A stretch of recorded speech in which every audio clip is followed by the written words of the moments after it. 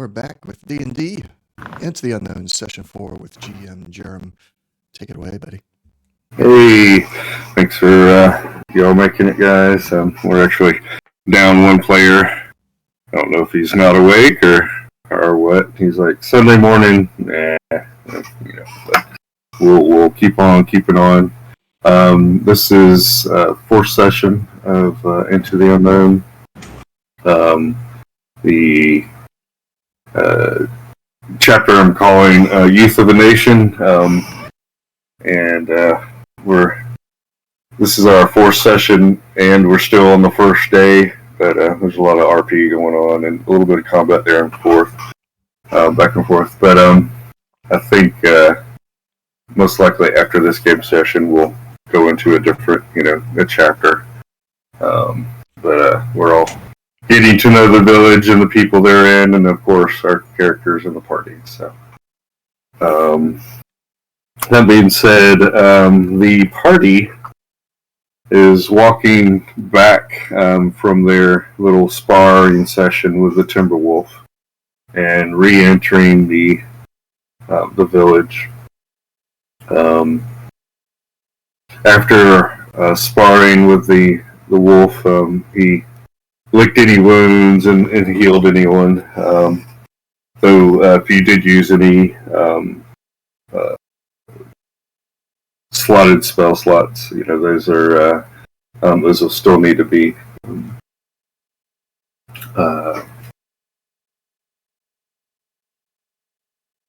gotten with a long rest and such. Hey. He's here. He's probably just waking up or something. So we'll let Ash come in when he's ready.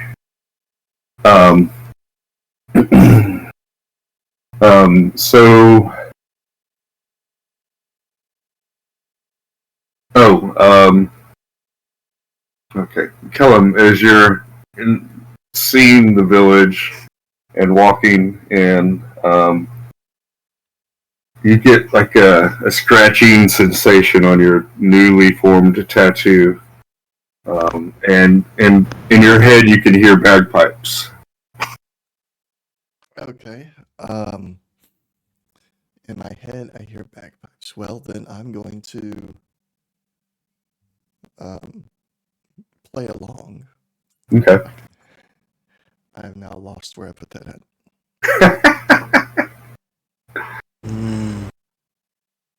I bet you I killed it. I closed down Steam and that closed down that app. That's what happened. Right. Yeah, I'll put my bagpipes and play along with it. I'll have that working here in a moment. Okay. So the wolf was when it took you out of the village, it was kind of like showing you the way, and now the wolf is kind of has been kind of watching things around and being a little bit playful with the environment. And then when you get into, right before you start to really get into the village area, he'll kind of snap to and play the role of the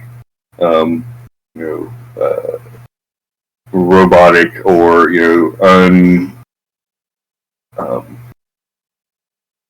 undisturbed, golem type creature.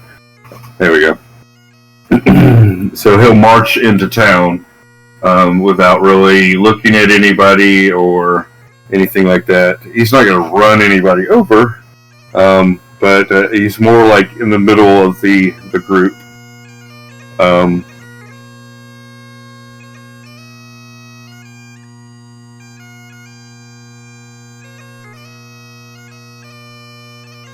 Pitch around 80 on the bagpipes. 80%. I had you up higher. And Kellum, you're not exactly sure, but pulls out his bagpipes. Why? And starts playing them. Would you walk in the front, Kellum, or in the back with the bagpipes? Well, typically, if I'm playing the bagpipes, I'll move up towards the front. It's supposed to be like announcing the arrival of something. Anyway. All right.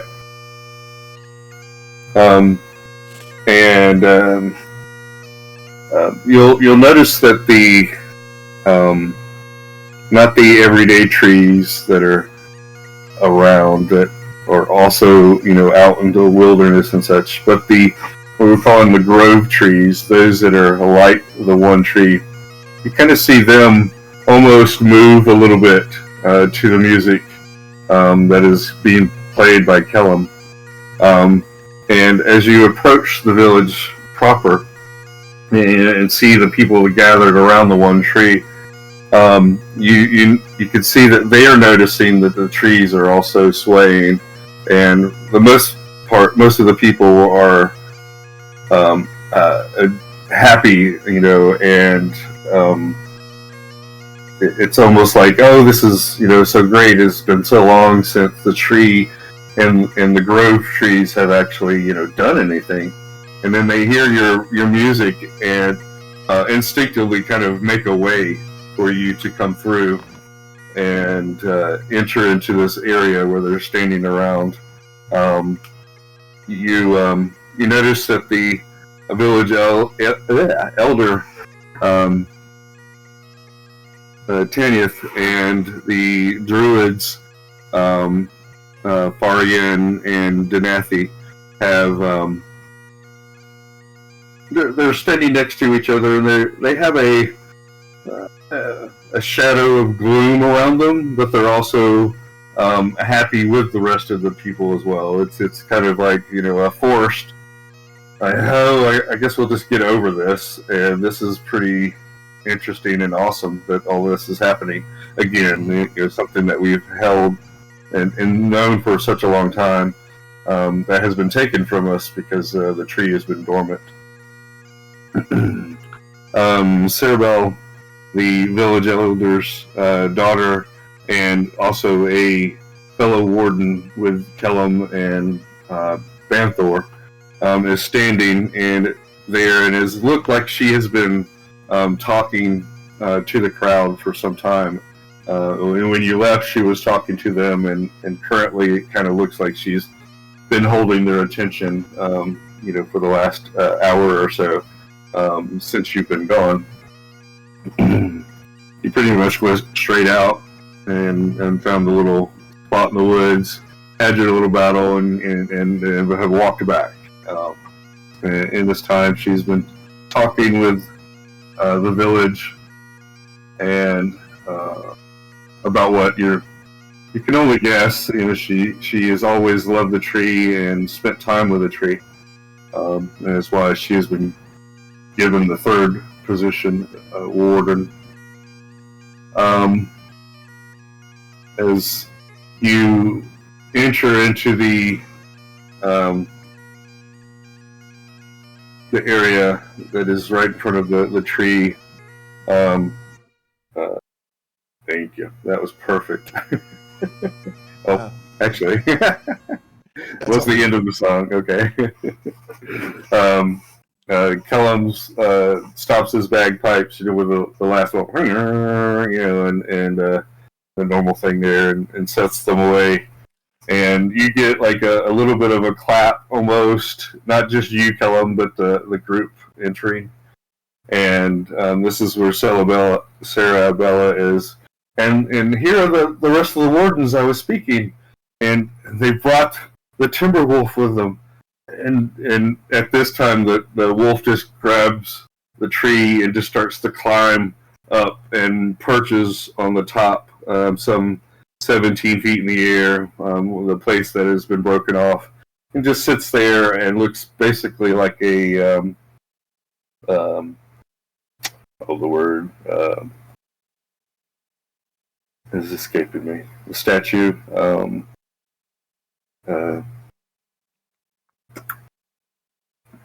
Necra. What am I thinking of? Stone statue. Gargoyle. Thank you. All right. Gargoyle. As soon as it popped into my head, I'm like, oh, there we go. Gargoyle. Kind kind of looking like a gargoyle, just not really moving around, but his head is down, facing down and just kind of overlooking the crowd.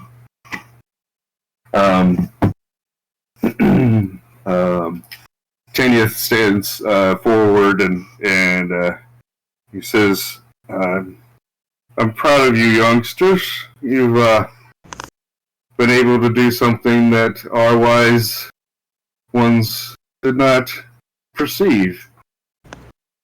Instead of harming the grove, you've come and gave us a protector.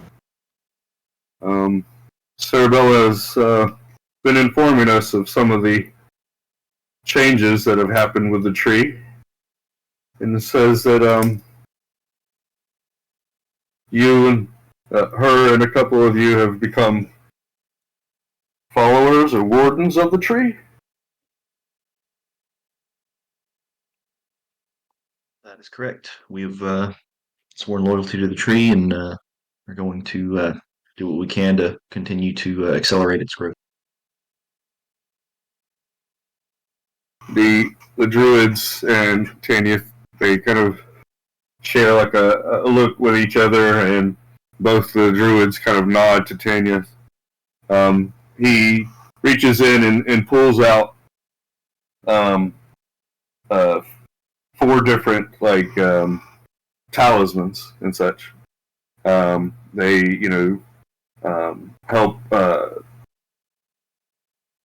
show renowned throughout the village and such. There's wisdom renowned and glory renowned, and there's a third one. I forget what it is. But he has 4 tokens of wisdom, basically, renowned, and he goes to each one of you in order. I'm just going to look up here. He goes to Banthor, since you spoke up, and he goes for wisdom and the Seelie and Unseelie Court would like to grant you this. And basically, with this token of wisdom, you can,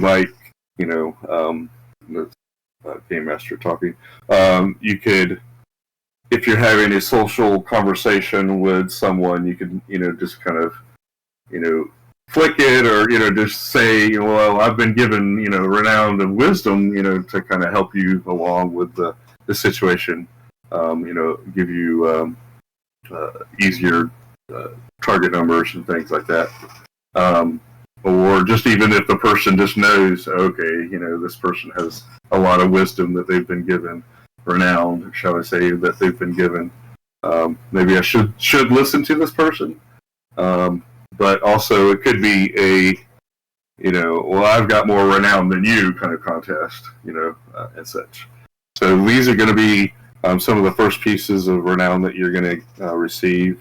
And he goes to each person in turn, Ash, Necra, and Kellum, and each gives you a piece of wisdom renowned. And it would be something that you could just, like a trinket that you could put in your hair, or put on your armor, or hang on your backpack. Even, if you have a quarterstaff, or, a walking stick or thing like that, that you could put on there to denounce, show that you have this renowned. And you can either put it, make it as an item, because there will be 3 types: wisdom, courage, and there's another one. I forgot. My brain's not working this morning. As we start, I'm like, okay, I'm shut down. Okay, what is the third one? And I'll remember it here in a little while, and I'll let you know what it is. But it's basically something that you could use to sway social situations, or you could even trade these and give it away and say, hey, if I give you this renown, will you do this thing for me? Kind of thing like that. So it doesn't have a monetary usage. You can't sell it. There might be somebody who might buy it, but then there's going to be other questions of where did you get that renown from? Didn't Kellum hold that? And he goes, yeah, he gave that to me because I gave him 250 gold. Well, that's not going to work out too well. So, but if you say, okay, Kellum gave it to me because he needed this service and I did that service, then that would be like, oh, okay, I see. So, any questions about the renowned while we're like really right there, or statements? Nope. Not that I can think of.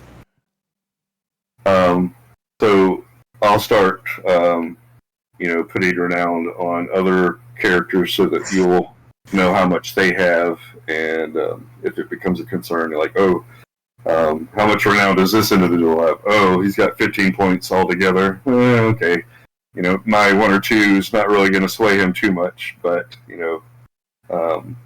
at least he knows where it came from, kind of thing. Oh, remember I got this renown for, blah, and that might sway somebody in a single conversation. But if, somebody with a lot of renown is in a group and you're like, oh, trying to sway them, it's going to be, well, yeah, you do have the renown, but I've got much more renown, and these other people are witnesses. That might not sway a person in a group to change their mind just by using their renown and such.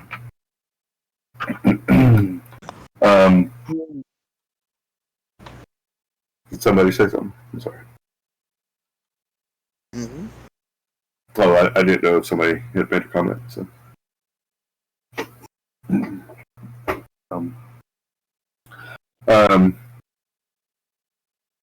you notice that the druids don't have quite the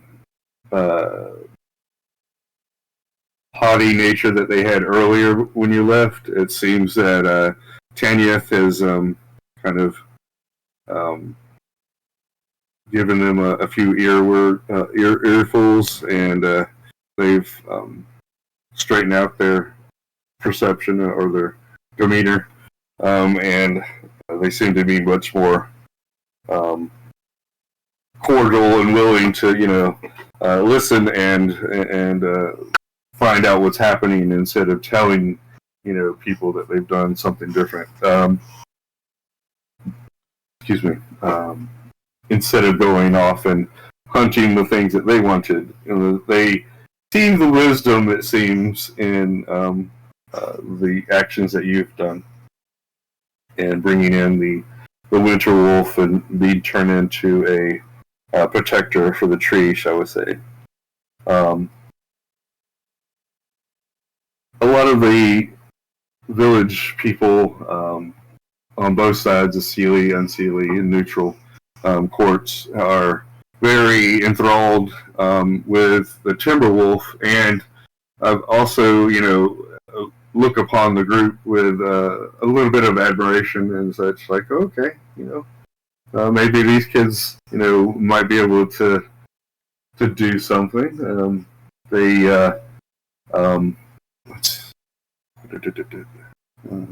Forrest, who is basically the leader, of the hunters. He walks forward to you and with Garmin on his side. So, excuse me, Gorman, not Garmin. Gorman on his side, and they walked forward and said that they had wished to have been able to bring down the panther and give it as a sacrifice to the tree for their own personal glory and for the glory of the tree. But they see that there's wisdom in leaving the protectors of the grove alive, and instead of sacrificing them. They are a little ashamed that they went along with what the orders that they were given, but they also say that they're trying to keep peace and follow these rules and orders from their superiors, and they kind of look at the druids, and hopefully in the future, we will not be sent on these errands that may harm us in the long run. And we appreciate your wisdom and bringing forth a suitable sacrifice for the tree. And hopefully that your wisdom continues to grow. And we'll be looking forward to working with you. And Gorman comes over, and he has a specialty of making different types of bolts and therefore different arrows and such. He mostly uses bolts for his crossbow, but he will make arrows for people. And he says, I've been working on this. Well, actually, my student has been working on this. It's not as good as one of mine, but you can have this as a show of my appreciation. He had Voltron. Excuse me. And he'll walk up to Ash, and since I don't believe that you utilize the bow, I'm going to give this to you to give to whom you would know, just in case. And he hands you this, and it's an arrow, and it's wrapped in a cloth. And he goes, be careful not to touch this with your hands. It is very cold, and it might give you a frostbite. Basically, it's an arrow +1, and it does 1d6 cold damage. Ooh. So my apprentice has been working on frost arrows, and this is one of her first ones. Not as good as mine. Mine do 3 times the damage, but she's learning. So I would like for you to take this, and you just use it wisely. He'll, like I said, hand it to you, Ash, stuff, so that you can give it out to whomever. So. Right. Now, if you do use a bow and you want to keep it yourself, hey, I'm not going to stop you. But his intention was to give it to you so that you would give it to somebody in the party. So. All right. She like nods her head and thanks, and then immediately looking at it and stuff, she hands it over to Necra.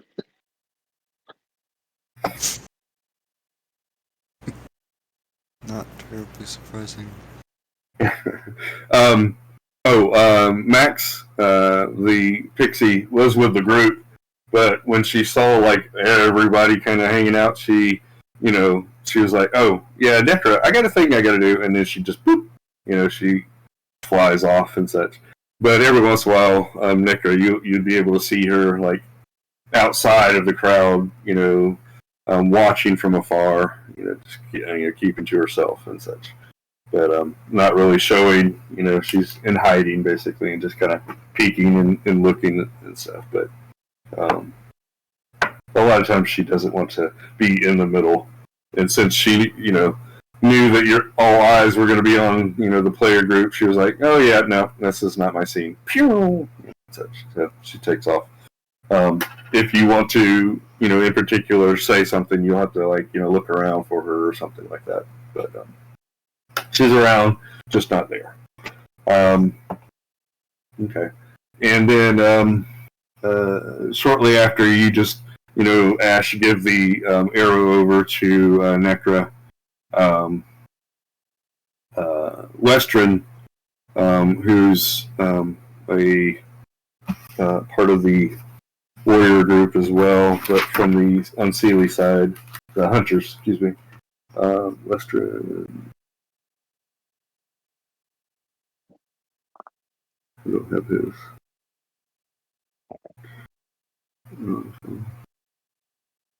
Oh, okay. So yeah, he's like about third in command in the Hunters Guild. Hunters.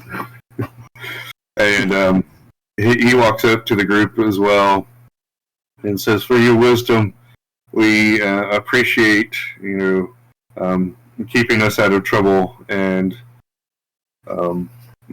not slaying the stag. We have come together and we wish to give you these items, and basically it's a culmination of just different pelts from different animals. So there's pieces, small rabbit furs. There's actually a couple cobalt hides, one of each of the 4 different colors that are here in this area. There's a small a standard panther's a pelt, and a deer's pelt, and 3 wolf's pelts. I can type this in, or you can ask me again what it is. So 3 wolves, a deer, a panther, I guess like three rabbits. I don't know if I said in particular. And then 1 each of the cobalts hides. So a red, a green, a blue. Bronze. Thank you.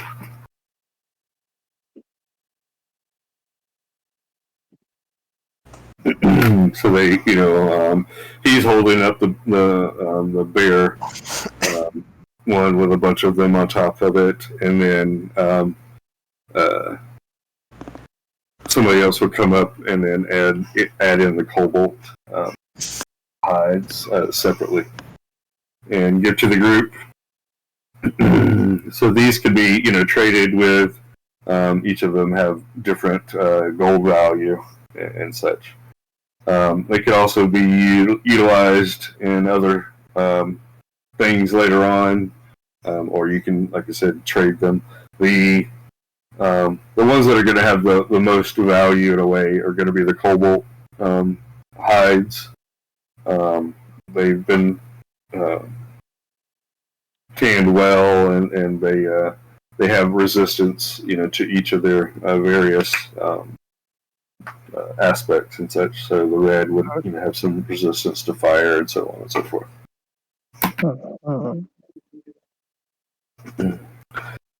But basically, as they, you could use these hides in anything that you want to make, or you could sell them off if you want to, get some monetary, some money for the group and stuff. So that's basically what these are going to be good for.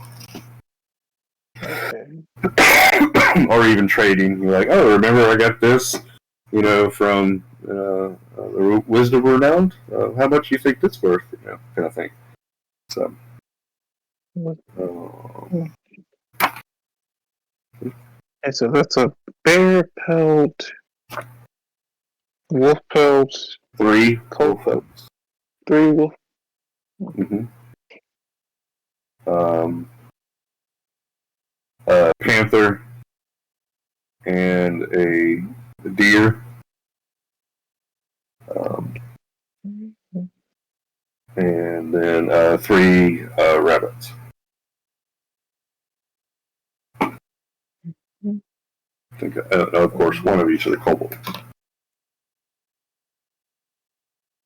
Are we aware of what these can do, or is that something we had to? Right, cloaks. So you're talking about the kobolds? Mm-hmm. Yeah. So yeah, there are a few of the warriors that already have like either cloaks or part of their armor, sometimes shields, mainly of the red kobolds. The blacksmith and the tanner, they're used to bringing these and putting them on shields, making shields out of them, and utilizing mainly the red, because there's a lot more activity with that group, and of course fire is pretty universal. So most people have fire. Some have a few of the other colors and stuff like that, but mostly it's just the fire. They're not. Some of the Unseelie might have a few gold, patches here and there, kind of thing, showing off, hey, I've killed one. But like, not many people are going to have like gold, killed that many kobolds in the gold. There's blue is basically, it's going to be like red's the top. Blue is going to be like secondary to that, and then green and the gold bronze are going to be like very low usage. So sure, we get in scuffles with the greens every once in a while, but we don't try to do that, and they don't try to do it to us. We try to stay out of each other's way. The bronze, well, they're usually good, but everybody can be a prick sometimes. So, or you're just like, oh well, it's just one kobold, ping, depending on who you're talking about. And then of course we get into conflict with the red, so sure, shoot those guys anytime you want. The blue, there is some conflict with them. Try not to mess with them, but if they stick their tongue out, okay, whatever, go away. But if they still, come at you, you're like, well, all right, you asked for it. If the red do anything, you kill them. If you see a red, you kill them. So, yeah, screw those guys. Yeah, would agree to probably getting cloaks made with them. Okay. And that could show a bit of renowned, wisdom in itself. And like, okay, we're taking these, and instead of just, selling them off or whatever, we're like, oh, we're going to commemorate the situation with, some cloaks and stuff. So that might be, a wise decision. So. Mm-hmm. And useful to us. Okay. Yeah. So after they hand out these tokens of wisdom and the arrow and the pelts.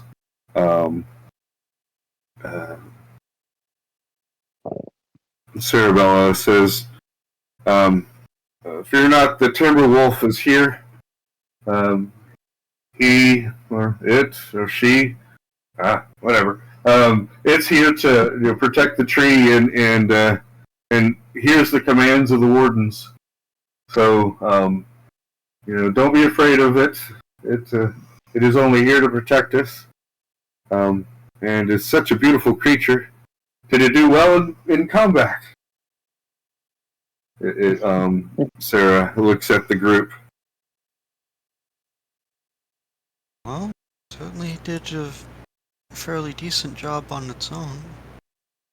It is a mighty defender. And when people are like, "Oh, good," they hear that, and they're, "Oh, yay, okay, good." They were almost kind of like, "Oh no, I wonder if this beast is, tameable and things like that." They were kind of concerned about its the safety of having something like this around. But you basically with saying that and that he didn't have any problems and that it's a worthy opponent, they're like, okay, you put a lot of people's minds at ease.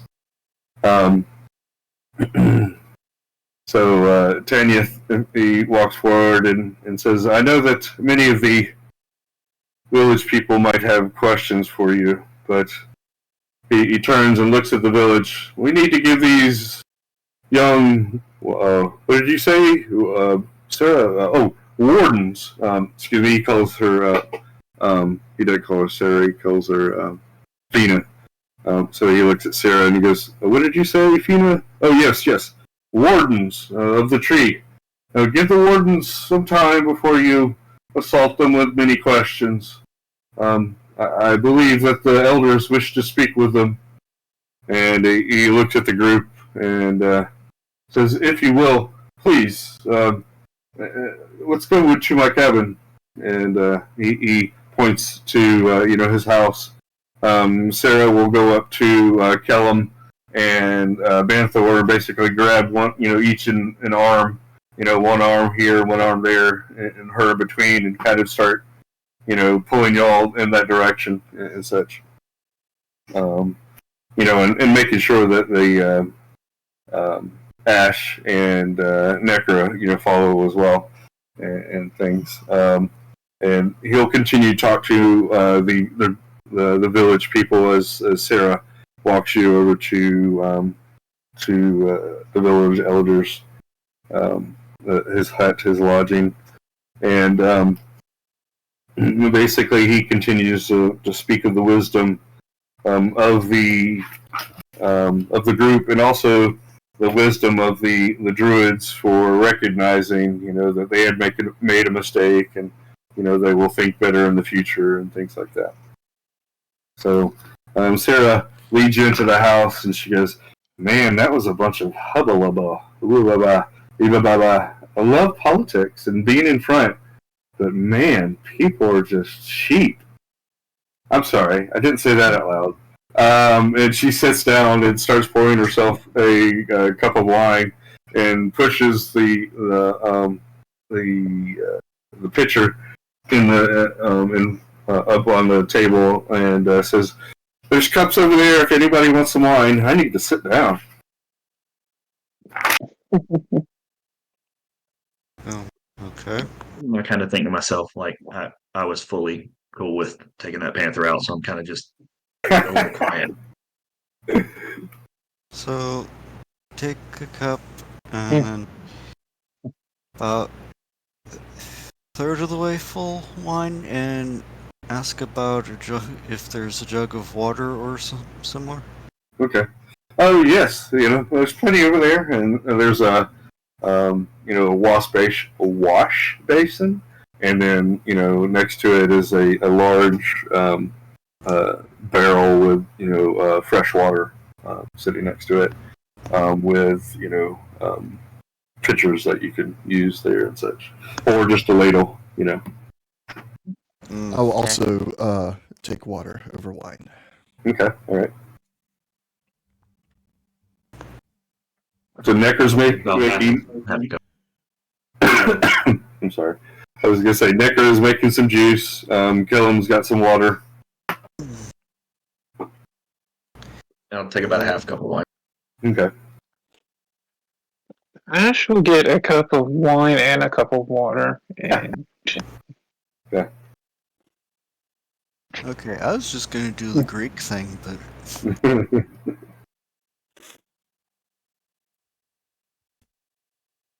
So the wine is a good wine that can be used for daily consumption. Not as much as you might drink of water or something.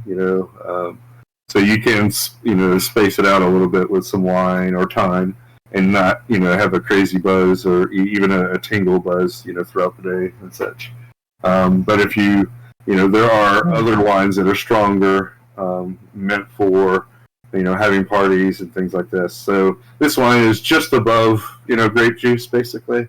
It has a little bit of fermentation, but it's not like, it's set there to really get you going. Though Sarah drinks one glass and pours herself another, quickly drinks the first one and pours herself another, and this one she's kind of, drinking on normally or sipping on. So, after a few moments, Kellum comes in, and excuse me, my apologies. I'm already there. No, sorry, my bad. Tanith comes in and has Danathi in tow. And Kellum teleports from already inside to outside and comes back in again. Yeah, he's like, that's what the bagpipes are for. I can teleport with these bad boys. It's all about sound. Anyhow, so Tanith and Danathi come in, as well as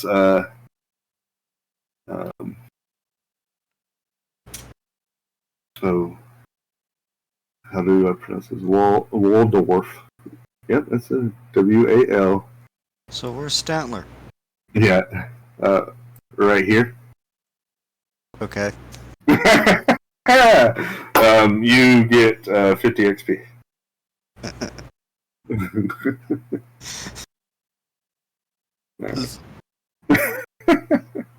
So, yes.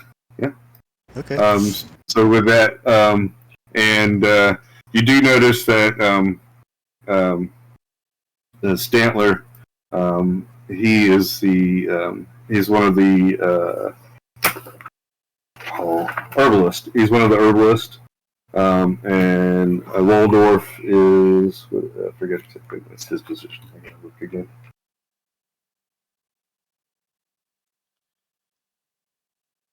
Okay, he's the arborist, the main arborist.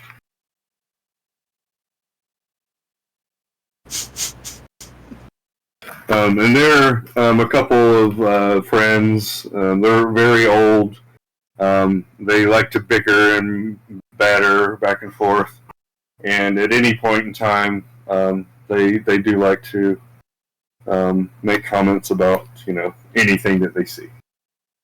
So they're the traditional peanut gallery.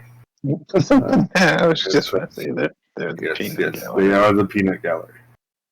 So Tanith, Waldorf, Stantler, and Danathi all walk into the bar. No, so all walk in and such. So there you go. All right. And Waldorf is the only of the unseelie. Stantler, though they bicker and banter back and forth. Stantler is technically part of the Sealy Court, though people wonder, you're part of the Sealy Court? Okay, whatever, dude. And such. So, I think it's most people think it's just a way for these two to invite the other to any something that's happening. So if a Sealy event is happening, Stantler will invite his friend Waldorf. If they can have a +1, that's his +1. And then if Waldorf is at a unsealy, his +1 is going to be Stantler. So they're always kind of there, and such. They Waldorf is the okay, hold on. Can't remember. I said which one is which. Okay.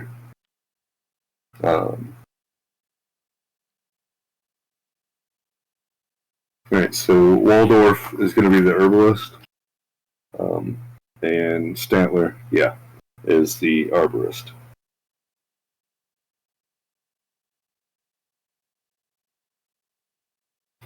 So you probably will be dealing with these guys, if nothing else, Waldorf, a lot. Stantler will know where stuff is, and Waldorf will have stuff on hand, and so forth. So if you're looking for any kind of particular wood or even places where there's herbs and things like that, Stantler would be the person to go and talk to. he's like, yeah, I know there's some patch of blah out here, And Waldorf, on the other hand, he'll have, stuff at his little hut that he has, herbs drying and other items to trade or sell to the group or other individuals. Things. He may even say, "Yeah, I've got this, but I want this in return," kind of thing. So watch out for him. He's kind of fun. Stantler is more straightforward. He doesn't I'm going to send you on a quest. He might ask for help. Like, hey, can you help me cut some of these limbs? Or I need this tree over here cut down. And you go over there and look at it, and it's like right around a bunch of other trees. You're like, oh, this is going to be difficult. So he might give you a difficult job, but he's not going to send you into the swampland looking for, some, poisonous herb or something like that. So, like Waldorf would. Just depends on how you want to deal with it. Waldorf will have stuff on hand that kind of might be a thorn, and then Statler will know where stuff is, but might just ask for a helping hand. Okay. So the four of them walk in.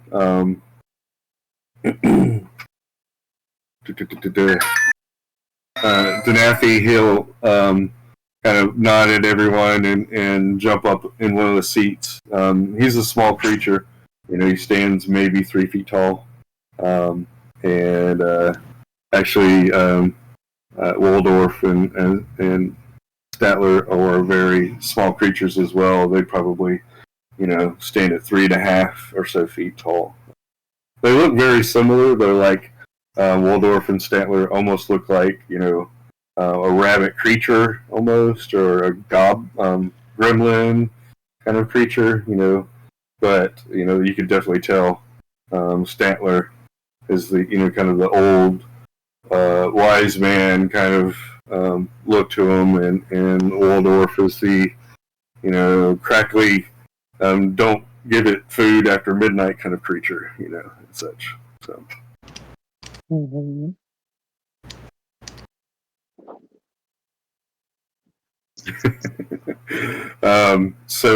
When you're making your way over to the hut, Necro, you'll notice Maxie, and you can kind of wave her over. She'll come over to a window that's close by to where you are, and kind of pop it open, and it's going to be open before the elders walk into the room and such. So you could ask her where the toad is. Where's the toad at?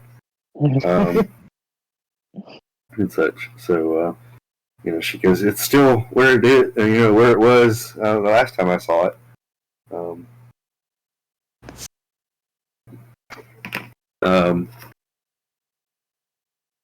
Denathi jumps up on the seat and looks at the group and shakes his head, and he says he apologizes for being foolish and being swayed by voices, by other voices and such. And just kind of shrug and try to hang back.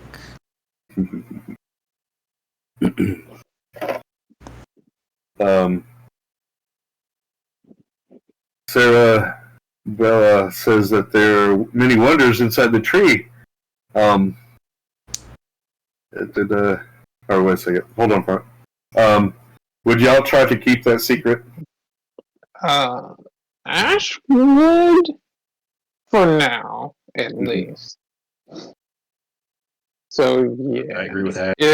If she starts to mention Ash, I'm going to backtrack that, and she basically gets the feeling that wants to keep that secret, so she doesn't mention anything about the inside of the tree and such. So we'll going forward, we'll go from there. And instead of saying, many things inside the tree, he says that, excuse me, Game Master. Sorry. He says the tree has been trying to communicate with you and showed after you brought the wolf and has shown you many things about itself. It is good to see the tree active again. And he looks at Banthor and says, do you have any words or wisdom or what can you tell me of the tree?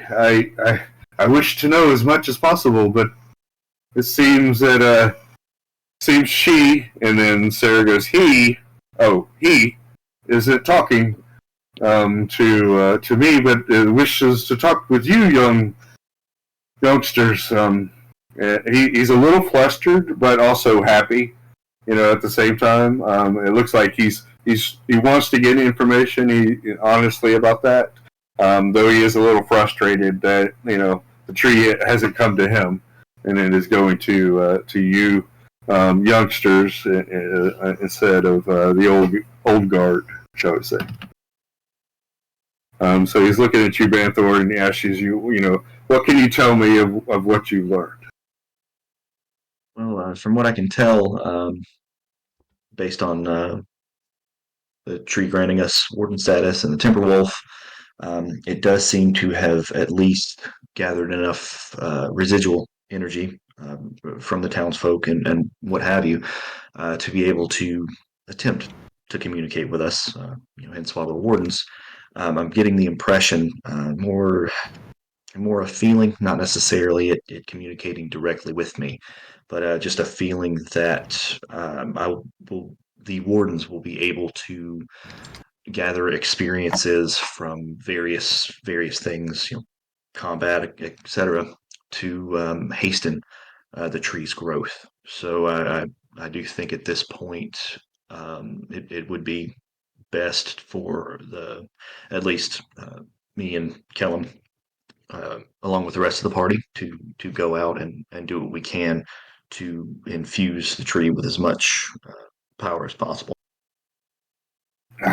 So you've made a pact with the tree, and he looks at Sarah and as you as well, sister, a daughter. He does say sister. A little daughter, and she, like I said, a lot of times she's not very glum, but just glum and such. But this is definitely showing a different side of herself, a very happy and willing to engage individual. And she's like, yes, he's been talking to me for ages, but through my dreams, of course. But I feel a much stronger connection to him, and he's even marked me here, and shows her arms, with the green tattoos, and I could feel the power coursing through them, and they kind of glow for that moment.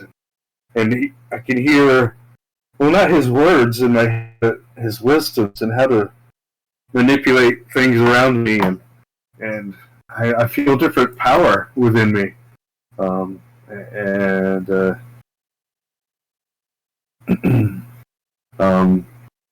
I can. Let's say I'm pulling up her character sheet. Good. Good.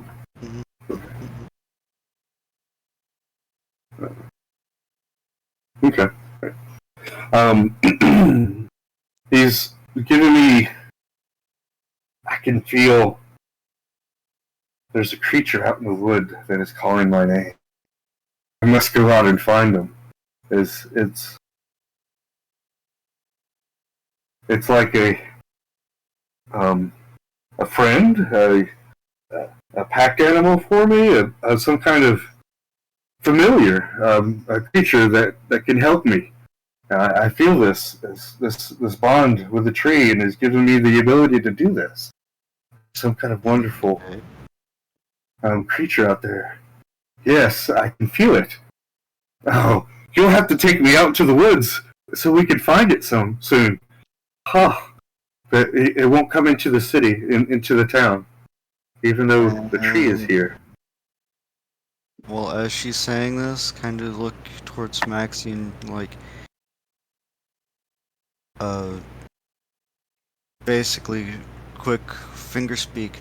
So, you want to do it now or wait till another time? So are you kind of asking her to go out and look for it, or are you asking her if she knows anything, or what directly are you asking? Want to go help Serafina Okay. or whatever? Just like Gotcha. Oh, something for you to do. She says, "Oh, I could help her. I don't. She's a little too chipper for me."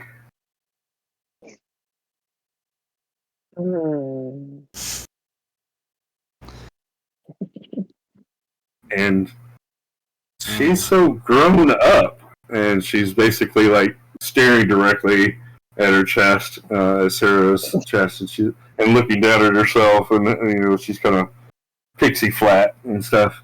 I don't know if I like her too much, kind of thing. and just remember that time when. And you kind of jiggle the pixie net. Is that what you're trying to say? Oh, okay. And trying to not draw attention as I'm doing this, so it's like just. Yeah. I would. With your sleight of hand, and you're sitting there, and you could basically just be twiddling your thumbs for the most part, and then just looking at the corner of your eye to see her response and such through the window. Everybody kind of knows that you're going to be sitting in the back or headed out the door. So you only pipe in every once in a while anyhow. So you're kind of generally back in the back, while other people would be sitting more forward. So they have to actively turn, maybe to look at what you're doing and things like that. So you gonna say something, Ash? I'm just asking. No. I'm just, you see kind of Nicker just kind of fidgeting every once in a while. Yeah, I mean, as far as you're concerned, you can just see, she's just fidgeting with her hands, like, okay, what have you. But in actuality, she's talking with Maxie with with her hands. Well, perhaps we should. Can I see Maxie at the window? Sorry. No, Maxie is like, on the, if we'll say Necra is standing to the right of the window, on the inside, Pixie, Maxie is at the left side of the window on the outside, so they can like diagonally look at each other, kind of thing. And she might poke her head, to look every once in a while if she wants to see something in particular, but she's not going to be like obviously chill, at the window. She wasn't invited, but she invited herself. You didn't see anything. That's her, MO. And she'll. Okay. Sorry about that. What was you going to say, Kevin? Yeah. I was going to say, perhaps we should go ahead and escort Sarabella out into the woods to find her familiar, and then continue on our own adventure to try and restore the tree. And I'll have a kind of a particular look in my eyes amongst the group, like wink, wink, nudge, nudge kind of thing, because we still have a friend out there that told us about a certain danger.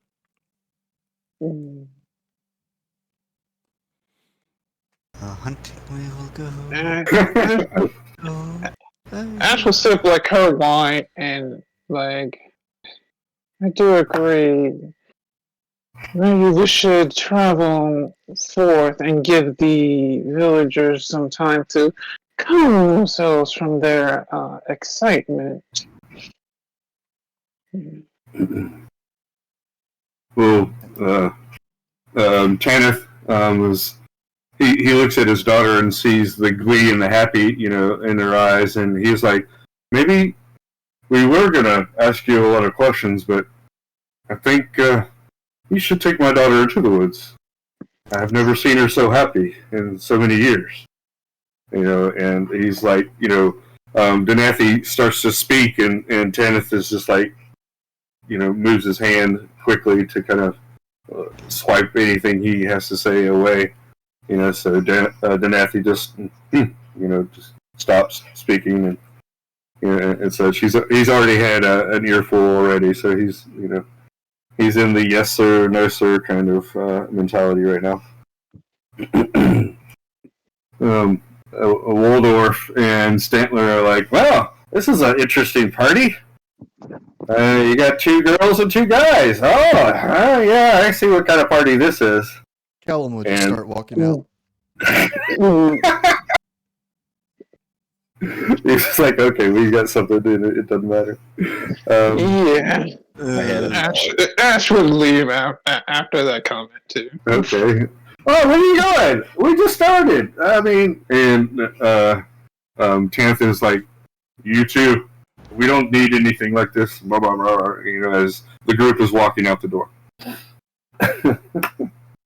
I assume everybody kind of popped up when at least Kellum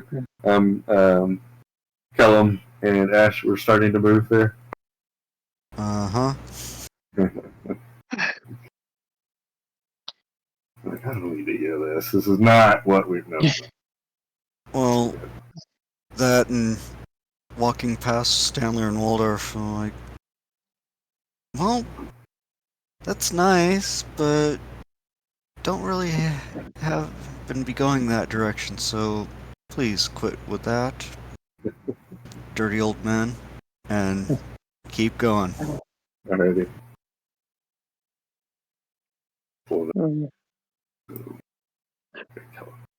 Alright, go ahead, Ash. If you were saying something. I was mainly just saying I am grabbing some things in the background, so if y'all would like to talk, y'all can. I would like to talk to Serafina. Sarah Bella Fina. Most people call her Sarah Bella. Her dad calls her Fina. I just want to give you a word of warning. As a druid, I've always been taught that balance is important, and that can be hard to obtain if you get a sudden surge of power. But if you let that get ahead of you without restraint, bad things can sometimes happen. And I kind of just hold up my shield and wiggle it. And she goes, yes, I'm sorry. That was wonderful. Wow. You can throw bolts of green stuff. Light. And it hits hard. Yeah, it's very empowering, and it can be used for a lot of good when controlled. Oh, yes. Okay. Yes, Father, I hear you. That's all I have to say on the matter. I'll shut up. Oh, don't worry. I'm just picking. That's my father's words coming to me. My mother, Hera, she was the one that would jump in front of anything. Well, she did, actually. That's how she died. She sacrificed herself for the tree so that we could run away. I see. Condolences, but that was very brave, and I appreciate her sacrifice. I do too, and I hear your words. I'll try to be careful. Man, this. And she kind of has like this low growl, almost not like, like when she's sucking in air. It just kind of like, you can feel her wanting to suck in more power almost and such. And you see that look in her eyes that you're like, that's what I'm afraid of, kind of. Banther. So what you are afraid of, you can see in the eyes of Sarah. So you're standing there and you're talking about this, and you can see that look that you're oh, I don't like that look. And she has it in her eye. Yeah, I'm gonna keep an eye on. Okay. Speaking of which, how damaged is my shield? It was actually pretty low in the when I rolled the dice, it was like a low. It just hit it, but so for gameplay, it's not going to be anything that you're going to have to worry about now. But your shield is kind of damaged. You can see a crack in it and things like that, and such. So you're like, but she did say that she would have either the blacksmith repair it or make you something new. Such. Okay. Yeah, I'll hold on to it for now. Then instead of dropping it off before we leave. Yeah, it's still usable. If somebody, let's just say if you get hit by a couple critical hits, it might fall apart and such. But that normally doesn't happen, so it should be good until you can get it repaired. Kind of thing. Unless I'm not going to do anything game wise with that unless you're out there and it gets hit twice with 2 critical hits or something. Then it might start falling apart. But for right now, it's just story and such. And Sarah looks back and says, "Do you think the wolf will follow?" Don't expect. And I think it depends on the situation if it will follow or not. So when she speaks about that, and you all kind of maybe give a side glance or look up at it, it does move its head in the direction of the party, watching you walk out of the village, but it doesn't seem to take any movements or anything like that. Let's see. And so as you get out into the area just around the village, you were going to say something, Banthor? I just wanted to test and look at the timber wolf and kind of nudge my head like, come on, just to see what it does. So you give it the nudge like, come on, let's go for a walk. It kind of puts its head up as if listening, and turns its head to the side, as if it's thinking, and then kind of gets up and stretches like a cat would. Oh, okay, I'll get up. And hops down easily from its perch, off of the tree. And, some people are like, oh, and look at that. Oh, goodness, they can even call it to them. And it starts to walk over and joins the party. I pet it. It takes its pets and, moves its head around a little bit and nudges you a little, and then starts to walk in front of the group.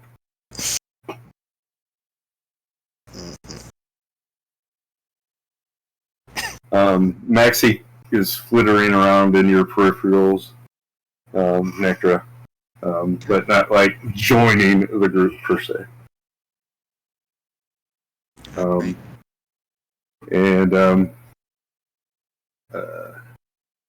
Sarah starts to walk up in the front, and is, okay, I think I can hear it.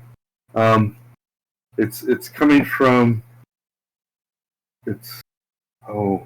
I hear 2 voices. This is interesting. Now that I'm outside, I can hear it. Before, when I was in the village, it was this kind of a gurgle. But now I understand why. There's 2 voices. There's one to the north, and then there's one to the south. Which way was our friend? Oh, he is to the he's to the west. To the west. Okay. Yeah, y'all have set him up in a cave that's in the west. Well, while Sarah's What? trying to figure that all out, I'm going to surreptitiously pull each party member to the rear of our group, one at a Mhm. time, Okay. and speak with each of them individually. I'll start with Banthor. Okay. So I believe Banthor, Sarah had kind of pulled Banthor towards the front with her and such. I'll bring Necra up and kind of substitute Necra for Banthor next to Sarah. Okay. All right. Oh, okay, gotcha. All right. So you grab Necra and basically like, here, come this way. Help me out for a second, and kind of exchange and grab Banthor and start to talk to Banthor. Okay. Yep. Go ahead. And it's basically gonna be the same conversation with everybody. Just about, we've kept our other friend a secret from the village for obvious reasons. Sarah has taken on this role to help the tree, not necessarily because she's part of the original group, but because, well, we needed another person to shoot, so she was brought in. Got no problem with that, and I see that she is dedicated to tree, but can we trust her to keep our other friend safe and keep the promise we made to him?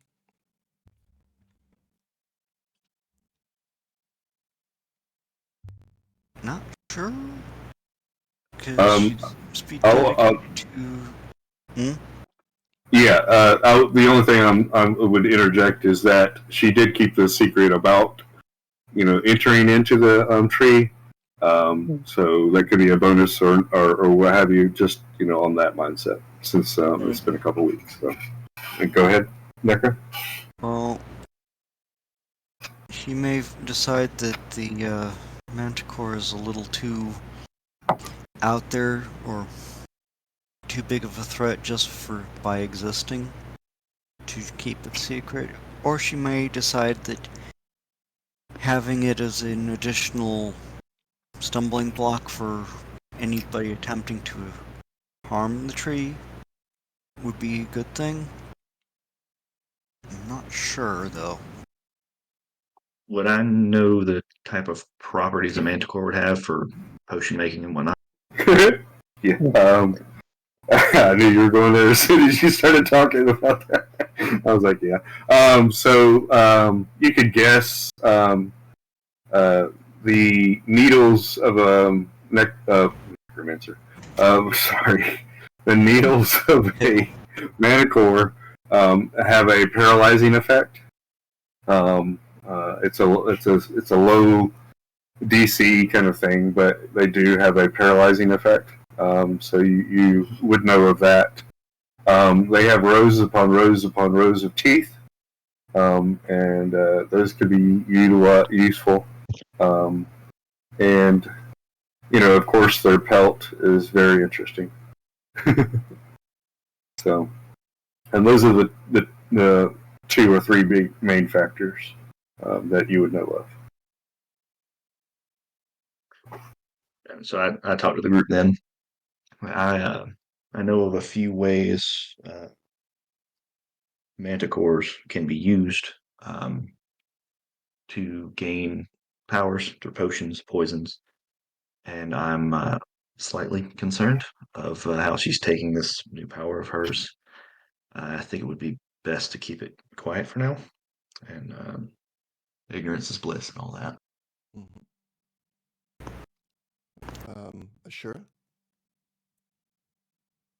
I should say, I don't think it's the right time. She does seem very impressionable right now with this newfound ability. I think best to keep it quiet, keep our friend quiet. Not just from her, but the village as a whole. I don't think they're ready to know that it's around. Yeah.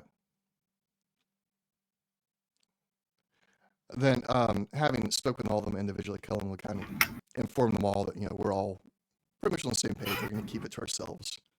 We're going to help her find her familiar companion animal, and then after that, we will, leave her at the village while we continue to explore the threat that the Manticore revealed to us.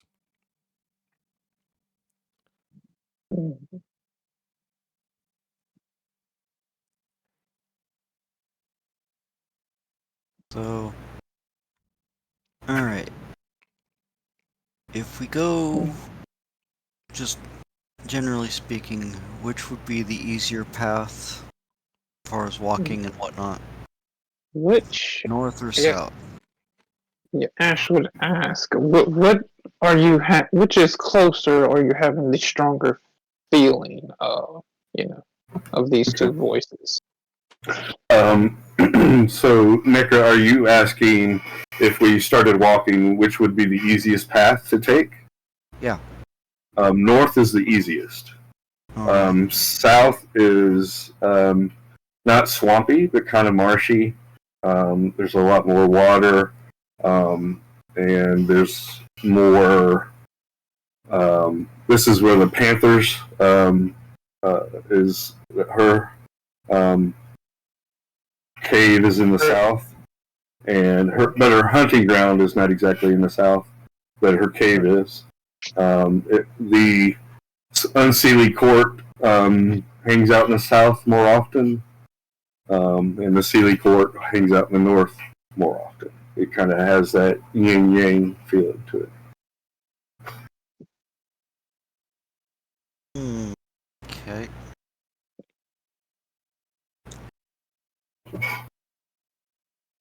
I'm going to take a small break.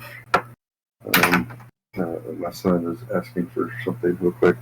So I'm going to go do that and grab some more water and probably use the bathroom as well. So y'all can talk amongst yourselves or we can take a small break. 30. So give me like 7 minutes. So 9:40 our time here. I'll definitely be back by then. I'm sorry. Oh, sounds good.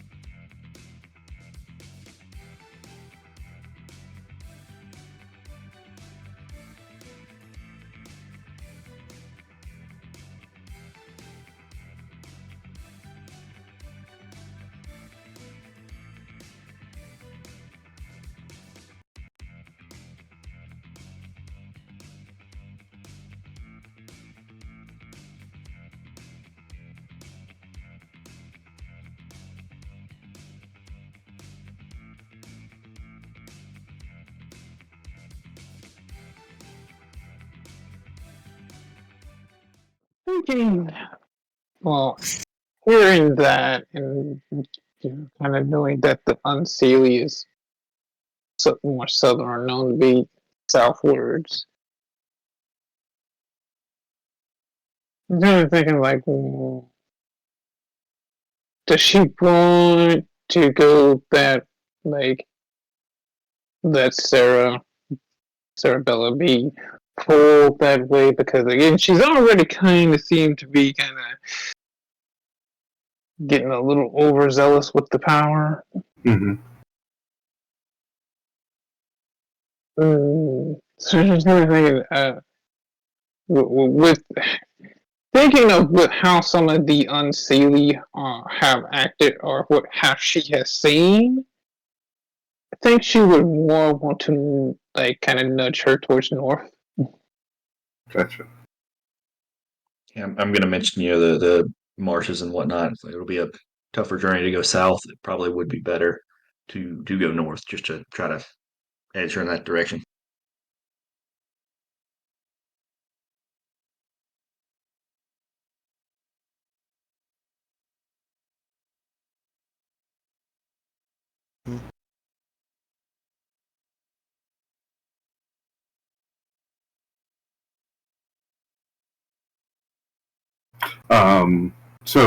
Okay. Are you talking to her in particular? I guess when you're doing this, I'm sorry. Was a little distracted at the moment. Is that what you're trying to say, or were you talking to the group basically? Vanthor. Yeah, I was talking with after we had talked. I was just mentioning like to Sarah Bella directly that it's gonna be swampy. How do you feel about that? Would you want to take that trek to go south or go north? Just seeing what her opinion is. Okay. Um. Well. I don't really have any problem with the south, but with swamps or anything. But do you think that would affect what kind of creature if it was more swampy? Might. Is she speaking this out loud to everyone? Or Yeah, this is basically. So I see this as Banthor coming up to her and saying, "Hey, if we go south, we're going to be going through some swamps. Would that change your mind any?" And she's, saying, maybe I wouldn't want to go there. Is that going to change, what kind of creature we would find if we go to a swampy area, and that's where my familiar is at? It might. I would imagine it would. high possibility. You say you hear two voices, and they're both conveniently in the two different directions of the Sealy and Unsealy territories. She kind of gets a knowing look in her eyes, like, oh, I see what you're trying to say.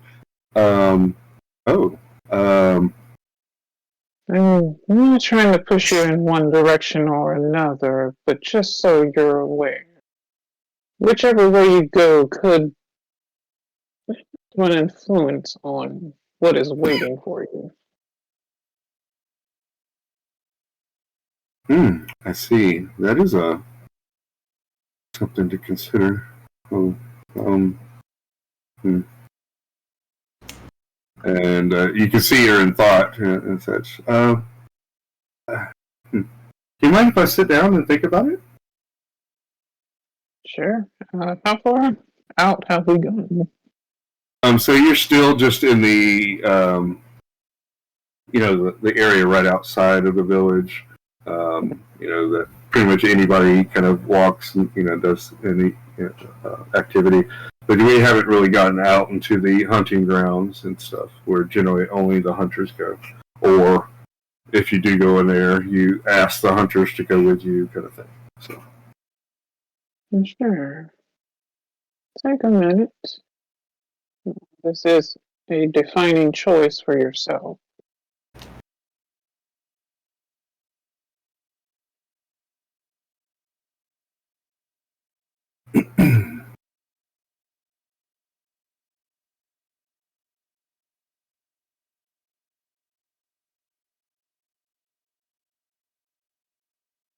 Okay, so after a little bit of time of thinking and deliberating with her own emotions and such, she could see she looks up and goes, "Okay, well then we should head to the north.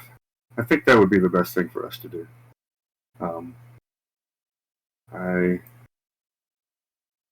My father wouldn't like maybe they came home with something that he didn't approve of. Yeah, let's go to the north. That would be the best thing for us to do. Okay. Lead the way. So she'll start, she sits down for a moment and starts kind of grabs a stick and kind of starts scrolling on the ground.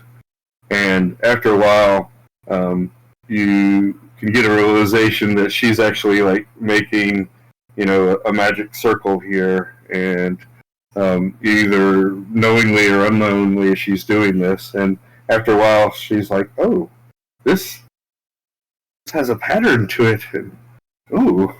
And she starts like really getting into it, and such, and spends a little bit of time doing this, and she grabs some grass and leaves and dirt from the ground and throws it up into the air, and it swirls around in this circle, and it kind of coalesces together, and then starts floating off to the north in a kind of a zigzag pattern, and starts leading Sarah towards the north. And it acts like it's just being pushed around by wind.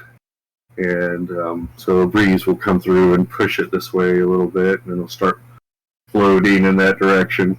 It's just a collection of grass and leaves and some dirt and such, and just following this kind of ball that is floating through the air like a will-o-wisp. She's happy, excited, and looking back at the group and, "Come on, guys, let's go!" And starts walking, and chasing this will-o-wisp of summer wind, shall we say.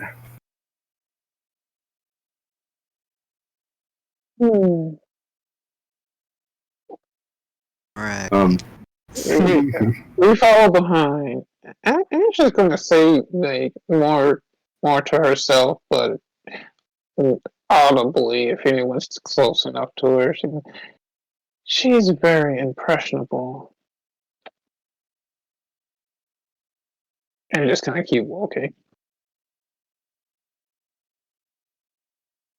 And I thought I was the kid. Yeah. The chuckle.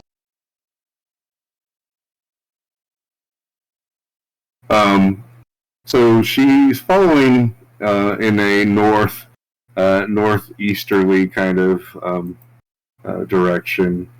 So she'll go north for a while, and then the ball will flitter over to the east a little, and then find a thicket to go through, and you'll have to kind of make it around quickly, and she or go through the thicket, and she's determined to keep her eye on it, so she goes straight through. Necker, you can bounce up in a tree and kind of clamber around and keep an eye on her that way. Don't know, Ash, if you would go straight through the thicket or try to go around. Most likely. I'm sorry, what was that? Around. Around. Okay. So you're gonna have to decide to go kind of left or right. It doesn't really, from your perspective, it doesn't really, look like either one is going to be better. Nekra, you're climbing up into a tree. You could point her in one direction or the other. If you give me a survival, nature, yeah, nature or survival. Hold on, I guess survival. There we go. That's what I was looking for. Okay, so you point her, in a better direction, around to the right, and such. You see that that's going to be shorter, and you can hear Sarah, cursing a little bit as she goes through the thicket, as limbs or needles, thorns, shall I say, maybe prick her or scrape on her and such, and I can still see it. Hurry, we got a good, yeah. And you can hear her, go through the thicket. Go ahead, Nekra. So as we're going along, how loud is she in comparison to the party? Like herd of elephants? No, well, right now going through, but in general, she has a light step and she's not, totally naive, about living in the woods and stuff like that. As she's going through the thicket, she's not quiet, but she's not making a lot of noise. So you do hear go ow, kind of thing like that, every once in a while. She's not a herd of elephants, but she's definitely not you. So she's more of a in between. She's a little loud, but not like attracting attention. So. Yeah. Right. Okay. Just kind of, like kind of watching Sarah up ahead, looking back, knowing like Nekra's disappeared in a tree somewhere. I imagine like Kellum is probably up in front. So Nekra, do you tell Ash, which way to go? Yeah, and just, of course, I imagine the first moment of, hey, it's shorter that way. There's a moment of, oh, crap. Thanks. She's about to go one way and just kind of hear a whistle and be like, other way. It's like, just kind of look, just kind of stops, looks back, and then just walks the other way. Like, thanks. Yeah, Kellum, you would definitely, understand Nekra's directional and such. Yep. So if you wanted to walk around or instead of going through, and Banthor, what would you do? It looks like the I didn't know exactly what you said about the wolf, but I think I heard you saying something like watching her or something like that. The wolf is kind of you notice that the wolf has a climbing speed, so he's climbed up into the trees, unlike Nekra. A little stealthy but a little, you can see the tree shake, like, so if, kind of got an impression that if it was moving through the trees, you might see it, but if it was just standing still in a tree, you might not see it at all, kind of thing. So, but it starts to climb the tree, next to it. Kind of looks down at you before it gets out of arm reach, Banthor, and pauses for a moment.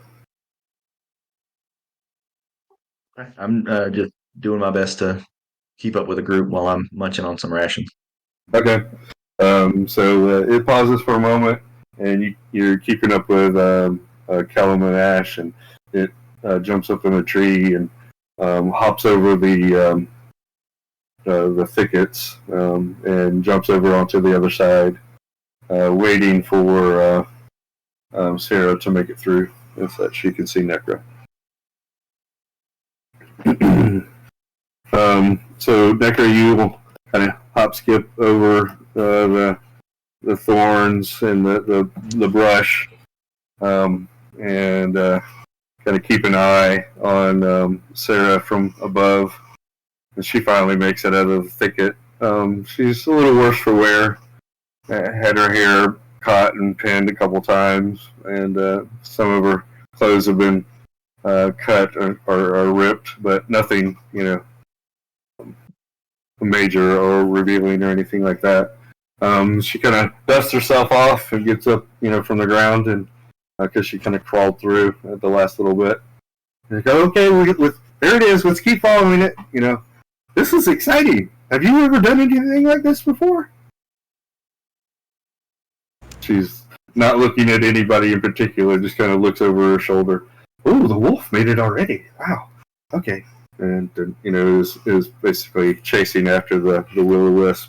It seems to be picking up a little speed as if getting closer to what you're looking for. Or what she's looking for. So instead of moving at a slow walk, it's a walking briskly, and every once in a while jogging forward to keep up.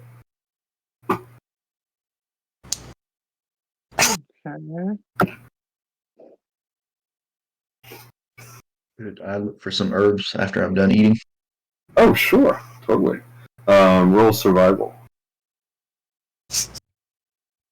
Let's see. Is it going to be survival nature? Follow tracks, hunt wild game, guide your group, defy signs, predict the weather, avoid quicksands or other natural. Okay, what's nature? Nature is plants. Yeah, nature. Roll nature. And did you say I have the herbalism kit? Yeah, sure. I believe I believe Ash, if you have a tool proficiency, you have that tool. She did. They have the proficiency, but they don't. It doesn't give you. It doesn't give you that tool starting out, unless you get a particular background that gives it to you. So.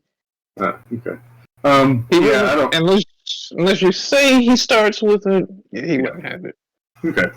So we let Kellum have bagpipes, so I don't see I have a problem with giving you the herbalism kit. And anybody who, if you have a flute or playing cards or something like that, I don't have a problem with you having those items either. So. Nice. Yeah. I think that would give me. I could add proficiency to finding herbs, if I'm not mistaken. Correct. Yeah. So +2, whatever this. Okay. Alrighty. Give me a second. Yeah. Mm-hmm.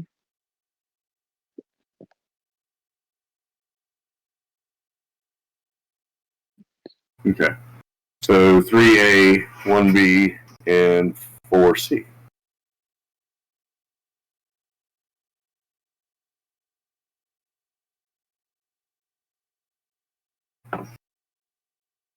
With that high roll.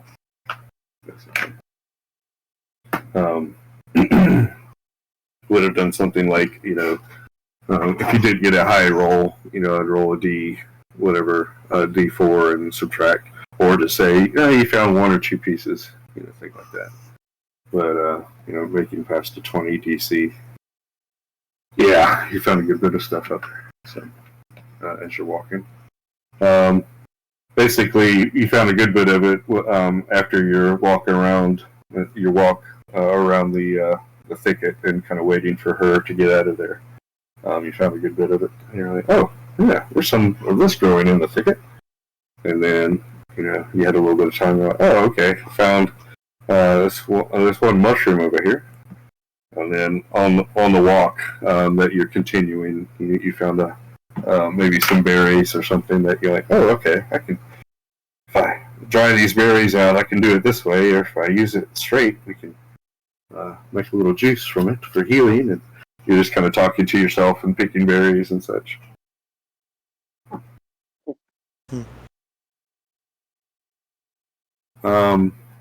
After a little while longer, so you've basically been walking for about an hour, waiting for her to get through the thicket a little bit, and then she picks up her speed, or the will-o-wisp itself picks up its speed and it starts moving a little bit faster.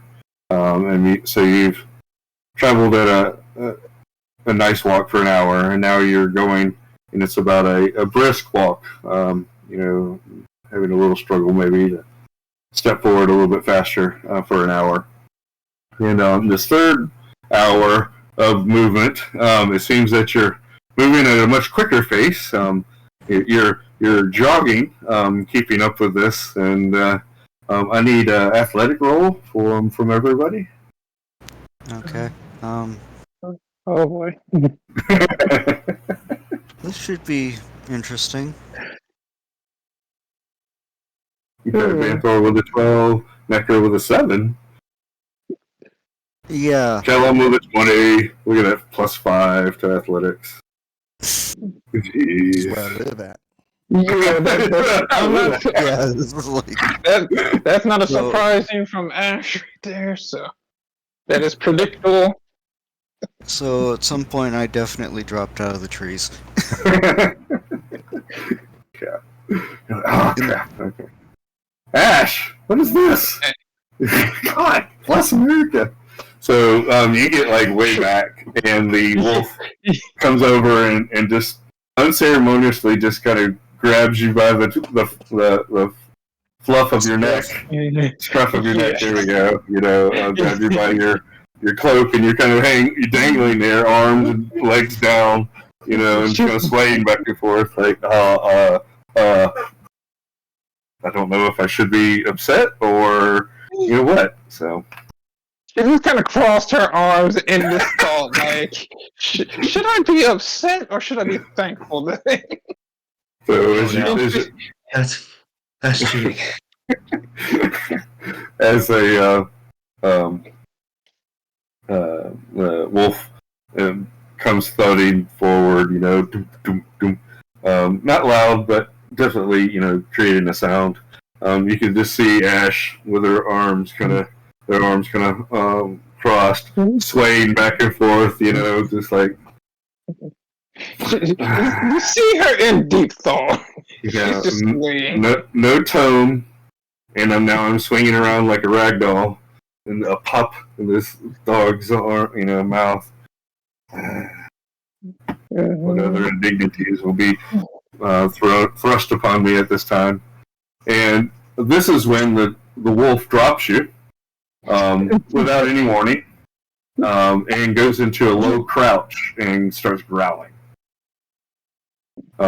Without recognizing and moving at your pace, and the wolf kind of making its noise, and Necker rolling bad on her athletics, you've come to a grove of trees, and you could hear the barks of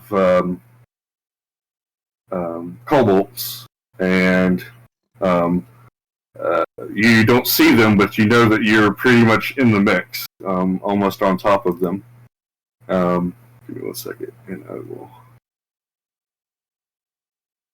Okay. Yeah. Ash stands up and like dusts herself off. She's like, she kind of blows a strand of hair out of her face.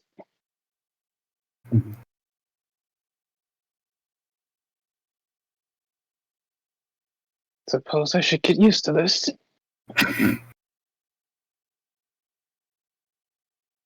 Kind of slumped over a bit. That 12 got me winded. Yeah, you did well enough to keep up and such. Yeah, Kellum's like, whatever. It's kind of. Tuesday. Yeah, it's Tuesday. The typical Tuesday.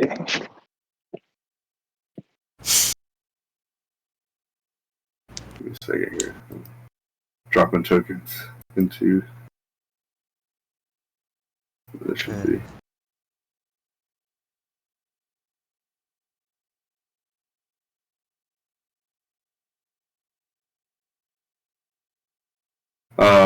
Kellum, this is afternoon, a good bit of mid-afternoon. The sun is kind of gone down. There's long shadows and such.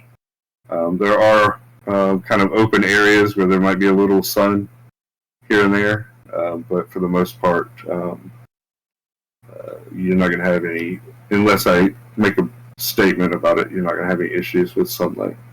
Okay, cool. And it is mainly visual issues, so. Mm-hmm.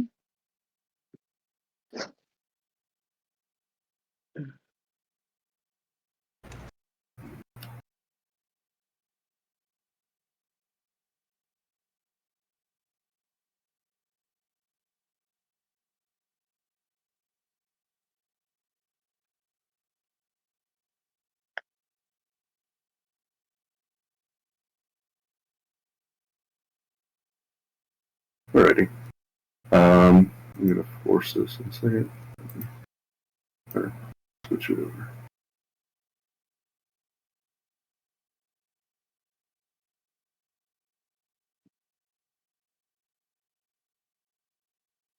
Let's see. I don't think we discussed. So let me ask. When we level and stuff, how does that kick in automatically? Like, or do we wait for long rest, short rest before we get those benefits of the level up?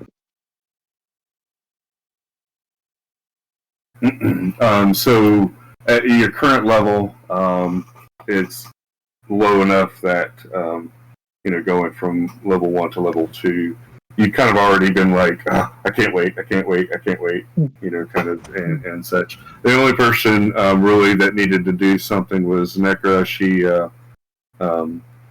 sidestepped into Rogue, but she's had a long conversation and talks with her teacher in that already. So they just did a little bit of like, okay, it works like this, kind of thing like that.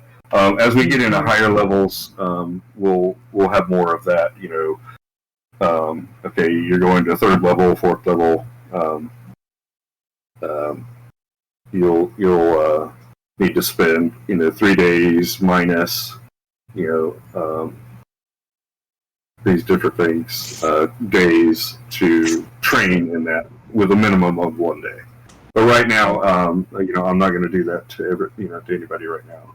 Going from level 1 to level 2, and then also getting the warlock, on top of all of that, y'all are ready to go. You've even though just getting the spells and such for the warlock, I'm sure we'll like for the first time or slinging these kind of thing. But like you've been waiting to go level 2, and and so you kind of already like if you have level 2 spells or what have you, then that's fine. No worries. Well, no, I don't get level 2 spells until third level. But Got it. yeah, You get more just, spell slots and such. Yeah. Yeah, more spell. Yeah, another spell slot, and so basically asking like, do we get a reset? Is basically what I'm asking. Like, does everything reset? We get that level, or no reset. Okay. No level up reset. Sorry, my bad. Yeah, that's what I was trying to understand. Like, so health points will stay the same since last time, and right. Spell slots, because I did use a spell slot last time. Gotcha. I appreciate you saying that. Thank you. Yeah, that's not going to video game reset. So you still need to, now, if you get a extra spell slot, you get the extra spell slot. I'm not going to take that away from you. Okay. But Cool. yeah, I'm but if fine you with used that. a spell, then you use that spell, and we haven't long rest yet, or Okay. short rest if that takes, if you have that ability. Okay, yeah, that's what I was trying to clarify. All right, thanks. So I'm actually, so the wolf is where the wolf is. Ash, you're right here. Banthor, you're just a little bit back. And NECA, you're going to be right there on the edge. Just because of the rolls and, what was going on and such. Sarabella was not paying any attention to anything outside of just chasing down the Will-O-Wisp. So she's caught unawares fully. Kellum, you're not going to be caught unaware of anything. You'll be able to act on the first round because you're athletics. You're like, yeah, I'm just doing my normal thing. We're running. I hear something, and you get ready, and now combat is going to ensue because we're about to roll initiative. The kobolds that you hear in the distance, you basically, right when you come into this area, they just start yapping and back and forth to each other, and such, kind of giving hunting signals that prey is here, kind of thing. Here we go. Oh, I need to erase that. Remove all turns. Now, since I do kind of get the benefits of my sorcery points have kicked in this level, and I'm going to use those sorcery points and regain back my spell slot. Okay. You could have already done that, so yeah, I'll let you. Not a problem. Hold on for a second. Oh, that's why I didn't.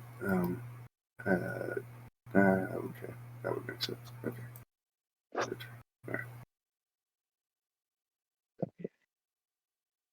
right. Let's see. So I'm going to add a turn for Sarah. Need to add a turn for Ash. Are we rolling initiative from there, or Yeah. So go ahead and you can go ahead and roll initiative. Click on your. I believe you need to click on your token and then roll. But now it comes up. Okay. Okay. Much better roll. Oh yeah, that's expected for Ash right there. Ash, what did you get there? A 5. Okay. Not horrible. I mean, I think it's pretty much where I'm going to want Ash to be, kind of towards the end, just so she knows like where to set herself up to best support. Yeah.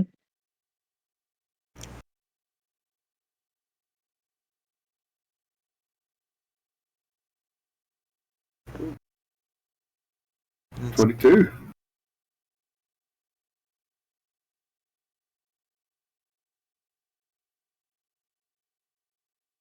She's stepping out there.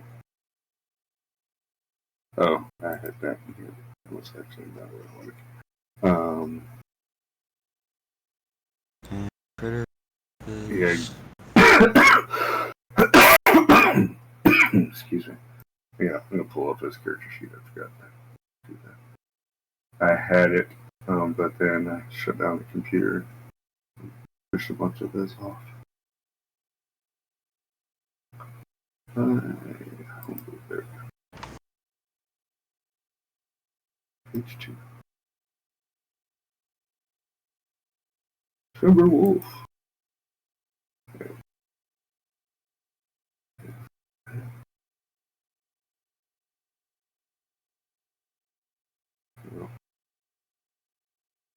Oh, they did. 14. Sweet.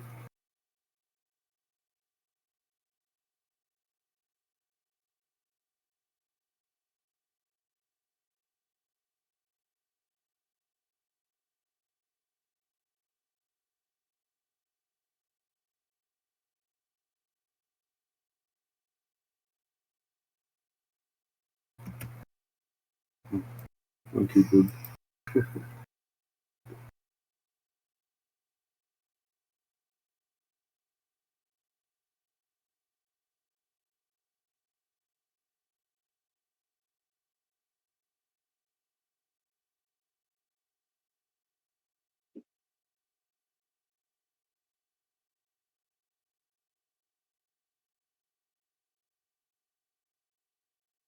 Alrighty.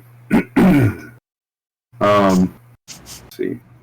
So, Kellum, you're going to be able to act this round. Phanthor and Necra and get a perception roll. Okay.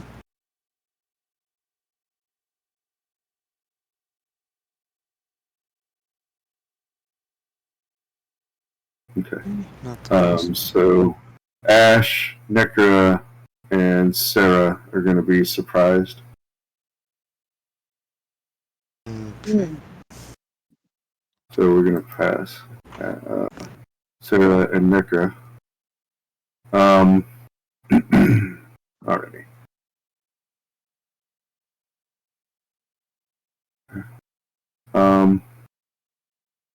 Alright.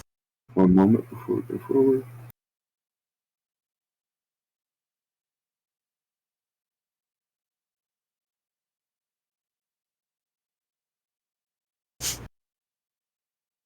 Ooh, okay. Ouch. So Banthor, to your right and north. So somewhere. Let me get on. Somewhere in this area-ish. Two arrows come out of the brush and fire at you. Oh, actually, you.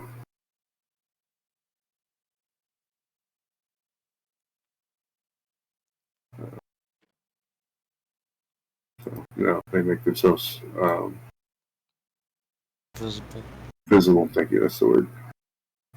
They make themselves visible after attacking. You're gonna take 6 plus. You take 9 piercing damage as an arrow sticks in your side, Banthor.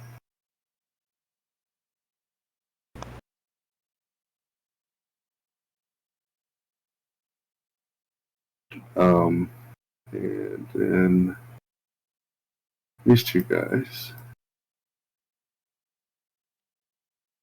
They fire at Sarah and miss. Kellum, 2 arrows come flying from your left, and you see the red kobolds there.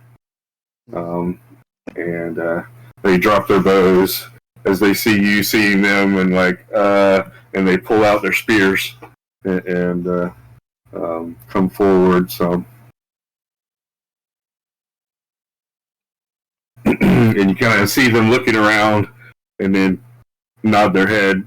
You know, like one of them looks around and looks for a second and then nods his head, and he elbows the other, and they start to move forward with their spears pointing at you. All right. I think they got this. There's a large lizard that has armor on it and saddles. And you know that the kobolds will use this to travel further as a riding mount. So you know that there's probably 5 or 6 kobolds can get on the back of one of these lizards. Alright. Banthor, it is your turn. Do y'all see the turn order? Uh-huh. Yes. All right. I'm going to cast Ice Knife on one of the guys who shot me. Okay. Okay.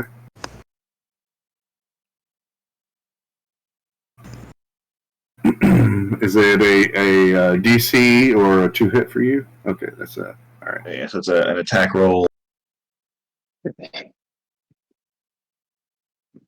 Oh, and a dexterity. So it's an attack roll and a dexterity save. Okay.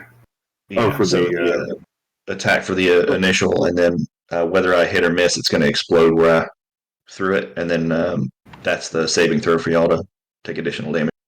okay, all right. So he fails his saving throw miserably. Rolled a 3. I'm not even going to add on to that because I know it's not a 10.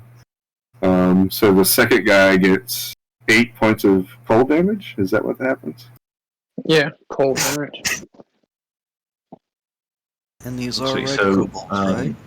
So the attack roll on the initial target, on a hit, they take 1d10 It piercing takes damage. piercing, and then Gotcha. if And then they that was fail, the 5.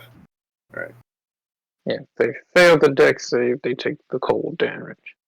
Yeah, the cold damage is 2d6, and that's an AOE, so both of them would need to make the save. Yeah. So you take both of those guys out. They're frozen in place. Ooh, is it two? And such. Huh? It's an AOE, right? Fire subtype kobolds. Yeah. It's just, was it 2d6, the cold damage? That's what it rolled here. Okay. Yeah, the target and each Okay. creature within 5 feet of the explosion must succeed on a dex saving throw or take 2d6 cold damage. I don't know why I was thinking it was 1d6. Okay. Ignore me. No, I was thinking that as well. I think there's a what is that? A cantrip that's like that. So that we're maybe talking about. Or of the warlock spell. Or somehow Alex had it in the other campaign and it screwed the pooch on him all the time when he actually used it. That is true. Alrighty. So that's your action. You have a bonus and a movement. You can stay there, move around. The wolf and Ash and Necra are all where they are. So they're just outside. Ash and the wolf are just off the battle map. I'm just going to stay put. Okay. The lizard, hearing some yapping and such, has been concerned about something in a tree, and reluctantly, has been like shaking the tree with his front arms. Has been, kind of like a hound dog kind of thing, up on his back legs and kind of stretched out, shaking the tree. Kind of hear it grunt almost and plop down to the ground on all fours. And it looks towards Sarah and Kellum. Is trying to figure out what's going to be the highest threat. Kellum will flourish his long sword and short sword. Okay. He sees Sarah kind of like dazed and such, and then sees you like, going for your weapons and says, "Oh, okay," and rushes straight to you. Still putting Sarah in a proc, but is attacking you directly. He's going to try to bite you. Yeah, I think. Hold on. A 16, does that hit? Yeah. Oh, it does? Okay, good. Does it barely hit? It's 2 over. Oh, okay, yeah.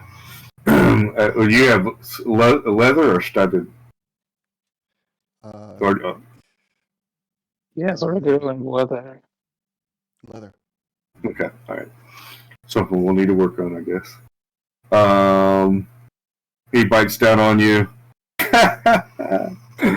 doing 6 points of piercing damage. Okay. And yeah, I'll go ahead and do that. and 7 points of fire damage as a puff of smoke comes out of his mouth. Okay. Alrighty. The Winter Wolf, seeing you get attacked, rushes forward. He weaves in between Ash and Necra and comes around, Wolfpack style, and nips at the legs of this worm. 13. Okay. Hits it. Does some piercing damage. 9 piercing damage to it. Okay.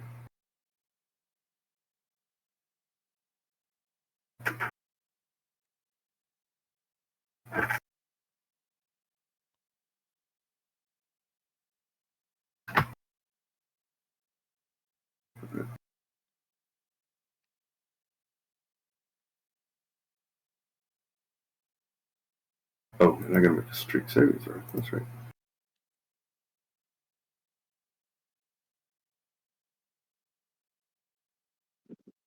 Okay. The wolf was not able to make him go prone, trip him. He's not able to trip him. But when you get your turn, kill him, you'll have advantage. And kill him. Your turn. All right. Yeah, that's. I will, of course, attack him. Okay. Long sword and then my short sword as well. Okay. You've got the feat where you can pull both of them, correct? Yes. Okay. 11 is not going to hit. You do have. I'm sorry? Advantage, right? Oh, you do have advantage, yep. And that didn't do very well. Okay. You can re-roll one of those with your. You have. Everybody should have. Inspiration. Inspiration, 1 point of inspiration. I'll re-roll one of them. Okay. Oh, goodness. I'm sorry. I spent my good rolls on my athletics, okay? You totally did. You just keep going down, down, down. Yeah. If my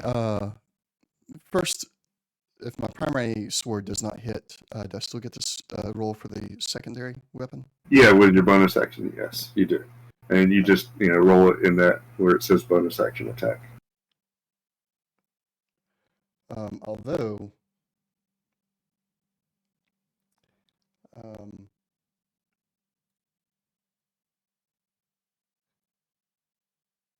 okay, so my bonus action, I'm actually going to do, excuse me, second wind. Okay. Kind of need the. Yeah, get back the HP. Need the hit points back? Yeah. Yeah, that's probably a smart choice.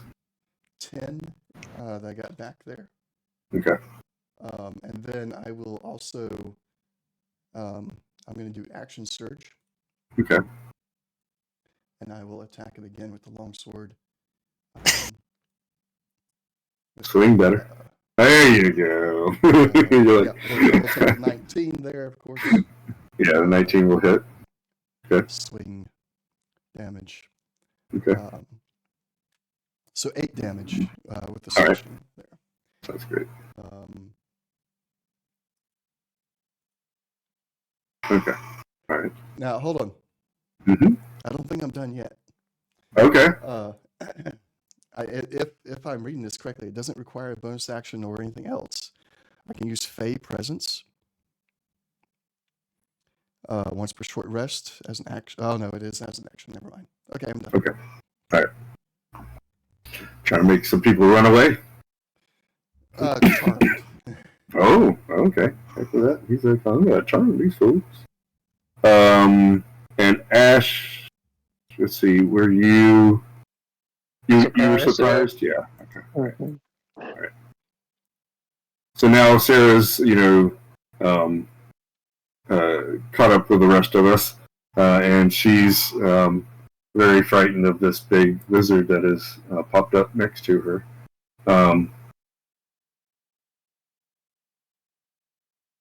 she pulls out her dagger that her father has given her. Go for the eyes. There ain't much else you can do work. Oh. Well, With a bonus action and a concentration. Okay.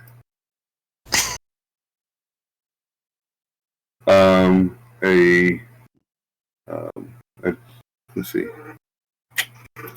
You weave together threads of shadow. Oh, so you don't need. Okay, all right. The magic sword lasts until the spell ends. It counts as a simple proficient. Your proficiency. It deals 2d8. Psychic. Shadow blade. Yep. Mm-hmm. It's actually in the form of a whip.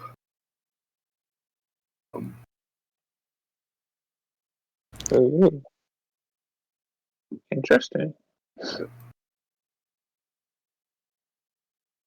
And she rolls a 13. Meets it, beats it? Meets it, beats it.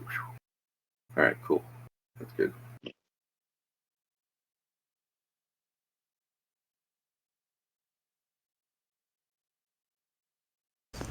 Eight points of damage. So it is definitely hurting. So it counts as a...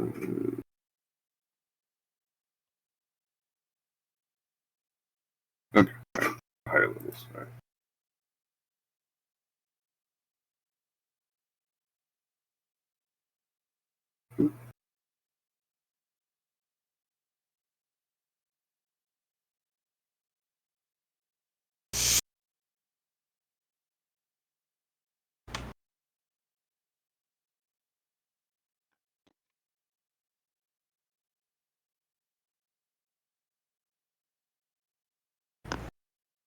She also has a dagger in her left hand as well. A very ornate dagger that she's holding, but she isn't going to use it right now. She thinks about stepping away, but then the lizard, kind of rushes forward as she, starts to step away, recognizing that she's going to leave herself open. She gets back, in a defensive position and such, and doesn't walk away. Necra, what you gonna do, buddy? alright. Dogpile. Alright, with advantage. Yeah, well. So, start with this bit. Eve. Well, good thing I got. Well, now that's better. Yeah. Alright, that hits. 9 points of damage. Ooh. Bonus action. Yeah. 13 hits. Yeah. With your second swipe of with a swipe of your left-handed weapon, you chop the arm off of the lizard and it falls to the ground, bleeding. Dies out. Bleeds out. Yeah, well,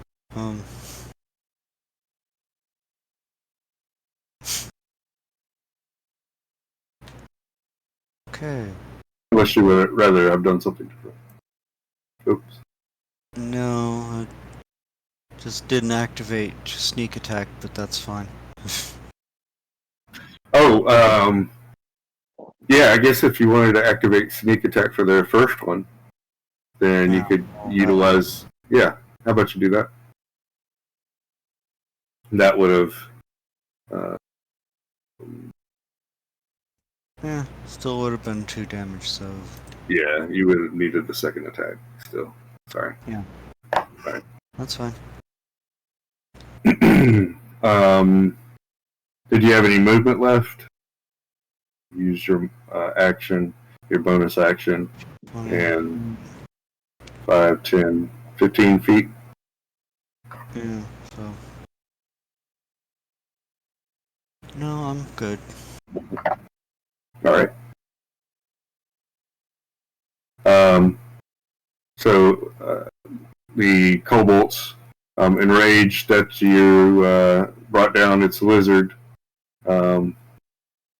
rush forward.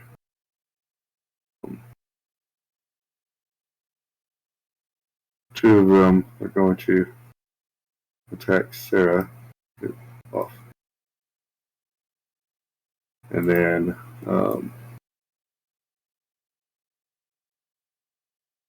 to come out of the woods and try to throw a net onto the wolf.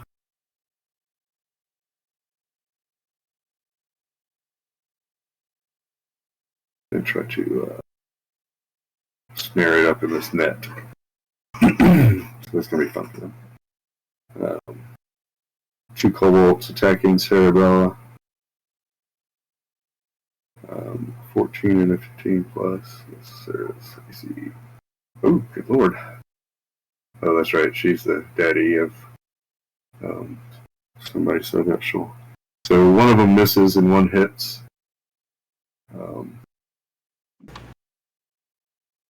And causing 3 damage to Sarah.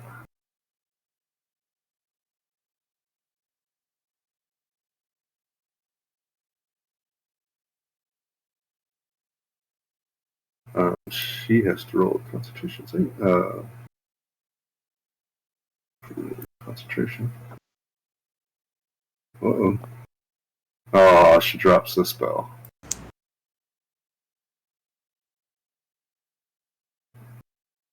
Which really pisses her off. It's a wild scream of rage. This kobold jigging her with a little dagger sword, and she drops her concentration. Oh, what? It went away. The kobolds trying to. Ooh, okay. And into. My daughter woke up. Can I do my turn real quick? Yes, you can. Go for it. Attacking one of the kobolds that are attacking Seraphina. Just Constitution saving throw. Okay. Oh, they roll a 20.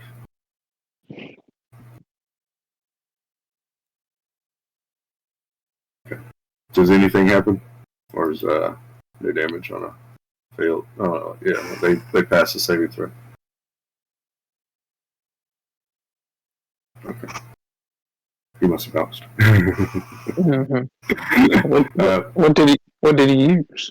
Frostbite. Yeah, it's no damage on a save. Yeah, it was only 2 for that. So, okay.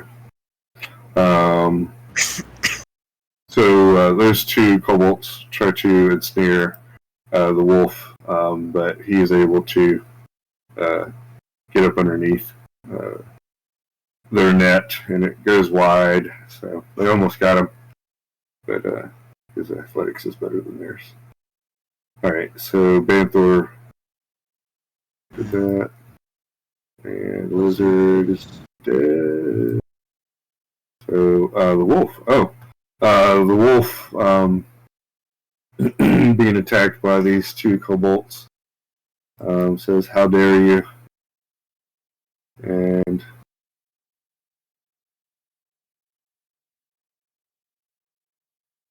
goes to giant size, pushing this one kobold to the ground.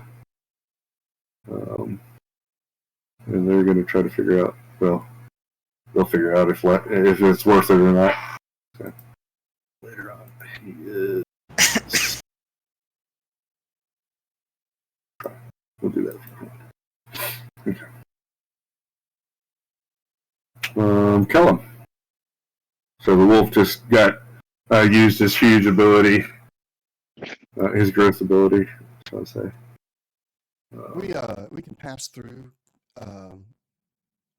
Friendly? NPCs. Yeah. Okay.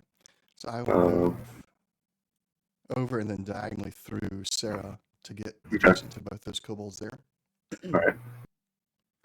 And then I'm going to cast Green Flame Blade on my short sword. Okay. If I understand correctly, that casting it takes up an action, and then I can use my bonus to attack with. Okay. No. You're casting an actually takes. Well, does the attack too. It's an Really? action, but you still use your weapon attack, so you're still attacking. So I'm casting it at the same time I'm attacking with the sword that is going on. Yeah, you're using your sword to cast it, basically. So Okay. the attack of the sword is what's cast. Then I will have it on my primary sword. Is there any advantages here with Sarah being where she's at?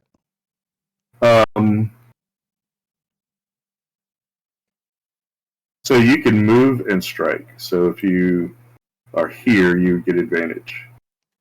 Okay, let me look at because it would be like directly, and then or depending on where you were, you could say, I'm going to step here, attack this guy with advantage, and then with the rest of my movement, come over here and use that to attack with. I'll go to the top there. Yeah. Okay. Stay All there. I'll use my long sword with Okay. Green Flame Blade on there. The 14. Okay, that hits. That hits. All right. Mhm. And we'll deal 4 slashing damage, and then the green flame. Green fire leap from the target to a different creature within 5 feet. And then 1d8 fire damage, I believe. No, equal to my spell casting ability modifier. Yeah, which is 0. So right now, because we didn't talk about that beforehand, I've forgotten to talk to you about that. I was going to. I was like, oh yeah, this spell's not going to be any good for you. Until Right, until you get a 5th level. So you could totally have changed that spell, or you could just go, I'm going to walk over here and smack this guy, and then walk over here and smack this guy. Nah, I'm not worried about the spell right now. I'll wait till 5th level to use it again. Right. I'll keep it. So, yeah, so if you want to use a different spell or a different tactic, you can. Because I didn't talk to you about that. I don't have another one to use right now. Gotcha. So I've hit him once, 4 slashing. Now I'll use my bonus action with my short sword. Okay. Get the. Oh well, there's a critical.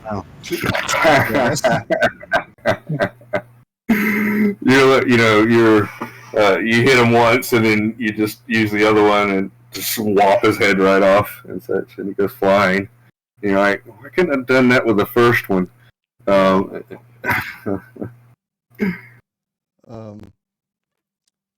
Pinned him down in that. Just why not? Yep. 8 piercing. Oh yeah, you would have, yeah. Just and his head just flies off. That would have been like 20. Yeah, so the way we do crits is you do full damage of the weapon, and then you roll. Okay. And add those two together. 23. So that way it makes sure that you get that crunchy, hit instead of rolling 2 1s, or something. So you do full damage, and then you do your roll, and add those. Actually, the damage die and roll. That's it for me. Okay. You stand there somewhat frustrated and happy at the same time. Yeah, I killed you. Dadgummit, why couldn't I hit you first? Like with that, that good one. So, alrighty. Ash. Okay. I can act this time. Yes. You want to be up with Banthor, or? Yeah, Banthor's like 10 feet in front of you. And, This is not one that moves any closer to stays back. So, how is everyone looking health-wise? I think the only one who've been hit are Kellum and Serafina. So Damage Yeah. at the beginning. I'm 8 points down, so 15 Okay. current. Bathor. So Banthor's, Sarah's got a little nick, and Kellum, he did the second win, so most of his damage is, if not all, has been Right. recovered. 19 and 22 now. Yeah, it was almost Okay, all of it. So he's Banthor is the most damaged individual. Okay. So kind of, getting her bearings back. She sees. Yeah, you're Bathor. prone, and you're actually prone. Because the wolf just dropped you, so... Yeah, just standing up and shaking off the dirt. Dusting off the dirt. She's like, shouldn't have worn white today. Or yesterday, or the day before. Never mind. Hey, it works with me. I know, right? She's going to clap her hands together once again, eyes closed. And I am going to use Healing Word bonus action on Banthor. Okay. 7 hit points.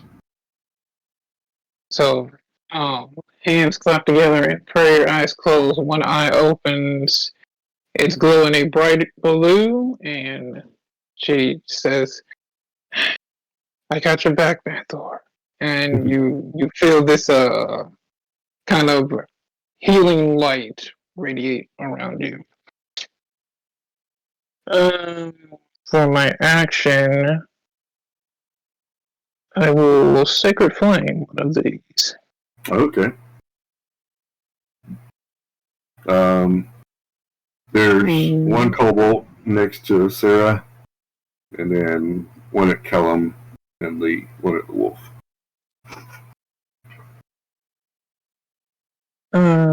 She will aim for the one at Sarah.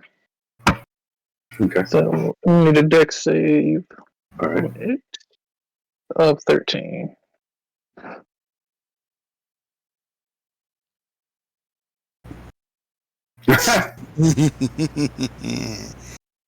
So it critically fails? Too bad there's nothing for crit fails on saves. 2 radiant damage. So what's the max radiant damage? 8. All right, you kill it. It steps into, whatever, and, it's like, okay, left, right, no, bang! Bull just steps right into the blast and just takes it right to the chest and falls over dead. And this blue light crackles around it. Mm-hmm. Or it opens its mouth just in time. No. It might Right in the mouth. basically like eating a grenade. Right? This blue radiant flame just kind of shoots into its mouth. And she's like, "That's enough from you." Yeah, it tries to swear in Draconic, but nothing comes out. That'll be my turn. I'm gonna stay back, but in position to be able to, magically reach out to anyone. So, Sarah, seeing the carnage around her and such,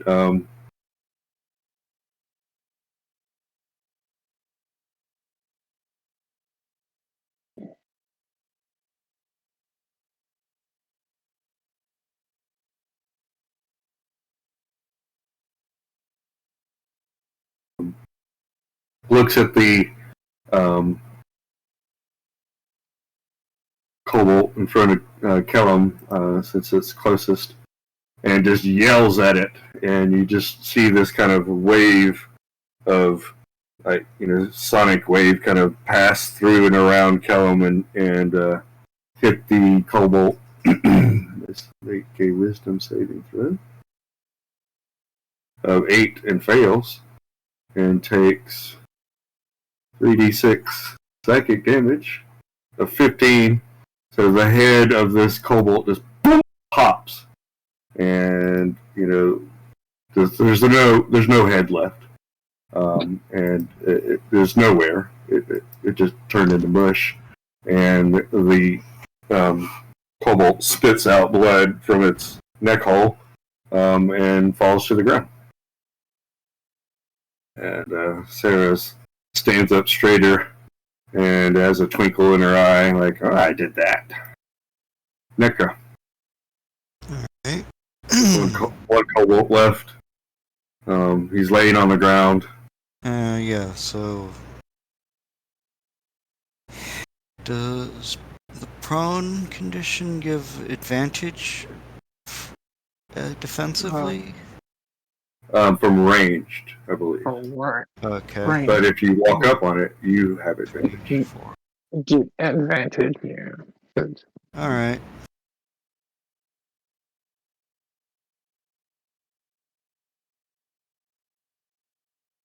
Scanners.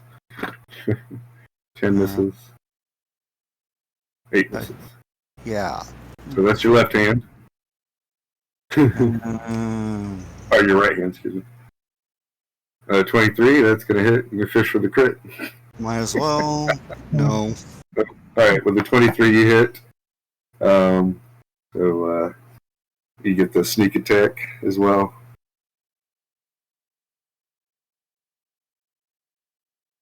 Is that what tools is? Oh, okay.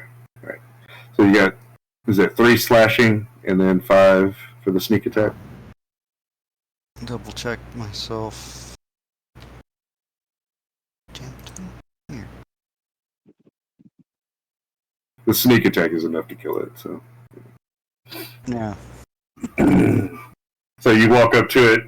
It's trying to, get up off the ground after being pushed down by the wolf, and you walk up to it and just go, die.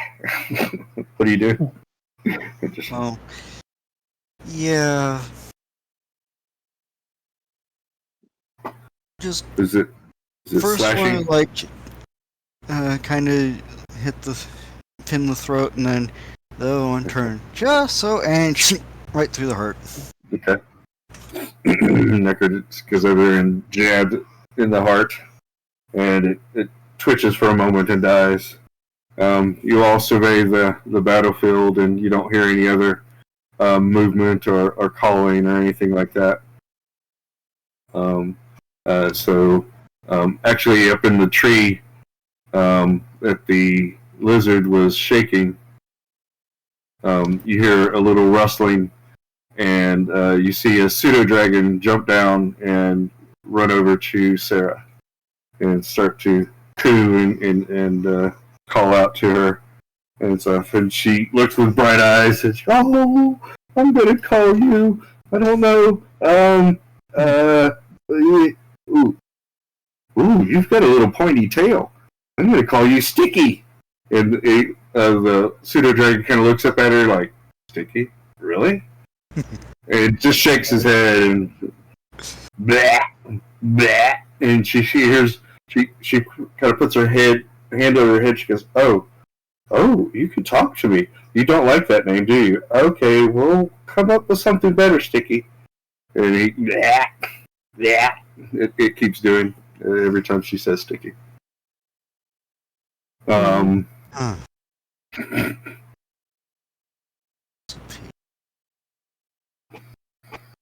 So Sarabella has a pseudo dragon as a familiar. Wonderful. She went the chain of the pack of the chain or something. What was it? Yeah. Alright. Back to the chain. I wonder what she would have gotten if she would have went to the south. Maybe something a little more fiendish. Yeah,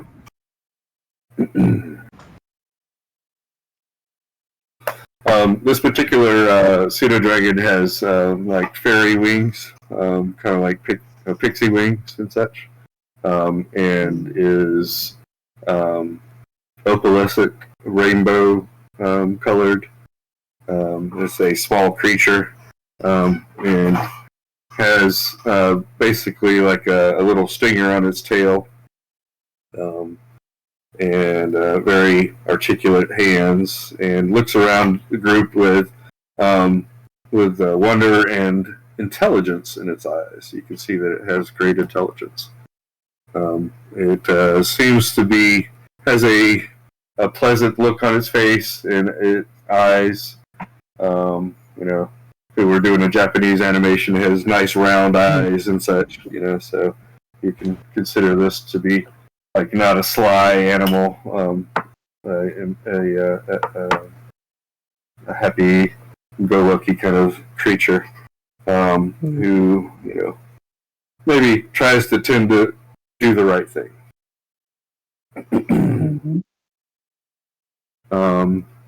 After a while, the wolf looks at all the little kobolds and nudges them and starts walking around and sniffing. Act as if it's sniffing and kind of searching the area. So Yeah.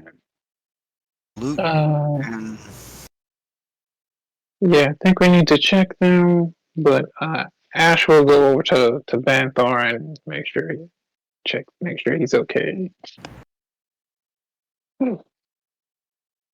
Yeah, Banthor, what's your what? Pleasant at all. They able to pull it out while those wounds were closing up. That helped a lot. Thank you. But I'm good. No problem. I'm going to see if our wolf would be willing to escort Sarah back to the village while we perhaps travel towards the west and set up a camp somewhere. Okay. Max comes flying out of the woodwork and says, "Wow, y'all killed him pretty quickly. You didn't need my help at all." Not that you would have been any help. Oh, hi. I am grateful. I mean, I am a great sneaky help if I want to be. Yeah. so we've got a bunch of hides to collect, and What It's, colors were these? Red Mm-hmm. kobolds? Red kobolds. Nice. So some more red hides, yeah. Yeah. Excuse me. Yeah, most of the damage was popping heads. So they should be in pretty good condition and such. The two over here were frozen to the right. And then the rest pretty much took their heads or stabbed them once to kill them, pretty much. So their hides won't be all mangled, or anything. Kellum, you try to talk to the wolf and see if the wolf will take Sarah back. After a while, it'll of walking around and securing the scene, shall we say, making sure nobody else is around. He'll walk over to Sarah and just kind of do the camel thing and get down on the ground and allow her to get up onto his back. She's like, "Oh, I can't go with you?" I think it's best that you figure out your relationship with your new friend and what the tree wants you to do. Yeah, that's probably good, and I know my father would love to see him. Wow, so pretty! Look at him, he shines. Oh, I'm gonna have to control myself. Oh my gosh, what is that called when you just want to bite something that's so cute? I have no clue. Oh, okay. do not give in. Yeah, don't give in. Oh, I know. It's called cute aggression. That's right. I've heard some of the ladies talk about that before.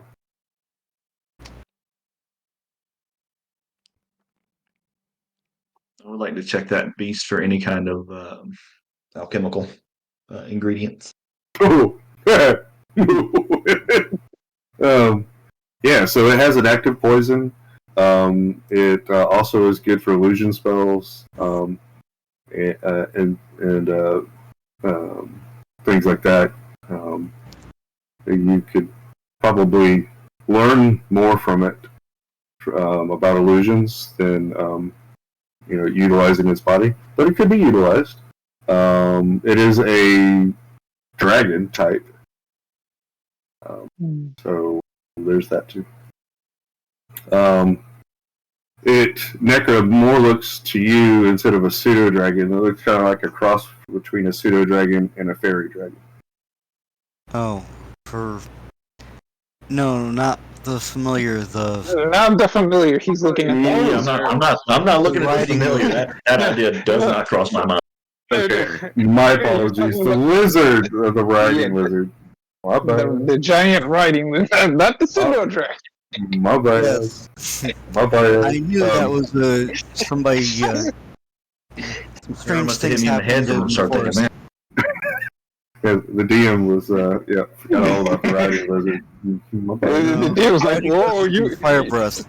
Yeah. you want to dissect the pseudo dragon?" Yeah. So yes. You basically think there's some kind of gland inside of it that you can get that's near in between the throat and the heart that you could use for like a fire breath potion, or maybe even a grenade and such. And not the body, but the paws themselves have resistance to fire. Okay. Hey, Kellum, you mind helping me with this? I think I can grab some useful materials off this thing, but might take a little bit of strength to get it wrestled out. Sure. Callum will come over to assist. And Max is like, "Oh, you're going to start doing this. All right, I'm out of here." Hey, And Sarah. I whip out the barfly net. Oh yeah, I'm definitely out of here, and especially if you're going to be doing that. Sarah, do you mind if I go with you for a moment? I do need to go into town. Numbers and all. I don't mind. Yeah, sure. The wolf looks up at Max and kind of just does a little, bite and stuff as Maxie gets close, and then she goes, "I'll just follow from afar. I won't get close. Okay." And the wolf kind of starts walking on with Sarah on its back, and Max following from a respectful distance. And you can hear them, as they're walking away, kind of chattering, back and forth with each other. As the wolf kind of doesn't go at a full sprint, but a gallop, kind of thing. A healthy jog back towards the village. If he headed that way, it'd probably take about an hour or maybe hour and a half, for them to get back to the village. Well before the sun fully sets. So there's 1, 2, 3, 4, 5, 6 kobolds here, and then the giant lizard. It won't take long for Necra and Kellum and Banthor to start skinning these the kobolds and or going for the that organ, the gland in the lizard and such. Anything else that you'd like to do? So Equipment, coinage. right. Yep. Sorry, my bad. So each of them has a silver coin. So that's 6 silver. And they have 4 short bows and 6 spears, but the spears are more like javelins. So 6 javelins. What kind of condition are their weapons in? They're in good condition. these are usable weapons. And the armor and riding saddles that are on the lizard are in good condition and such. So this is a decently armed, well, at least for the quality of the weapons and such that they have, a decently armed scouting group. NECA, you would assume. These guys aren't ready for maybe full combat, but it seems that they, were interested in the pseudo dragon and just kind of went for it. So oh, pseudo dragon, yeah, let's take this back, kind of thing. And then y'all showed up and went, oh, okay, well, no, this is our pseudo dragon, and tried to arrange that, but yeah. They didn't know that the wolf and Ash were in the background. So they just thought, oh, okay, 3 people, yeah, we could do this. 4 people, yeah, we could do this. Oh, wait a second, the big wolf. Oh, there's another. Oh, okay, we're screwed. And before they could really do anything about it, they died. That was 4 short swords, you said? Sword? Short bows. Short bows. And 6 spears? 6 javelins. Their spears are more like javelins for y'all. Okay. And between them, they probably had 20 arrows. Okay. And the leather armor that was on the riding wizard there could be repurposed and such. Either on a mounted, or recut. Is it just regular leather? So it's just regular leather. It wasn't studded or real thick or anything. This is like I said, like a scouting group. Okay. They're mainly is mobility and just getting information kind of thing. But they stuck their nose and they were like, oh, wait a second, a prize.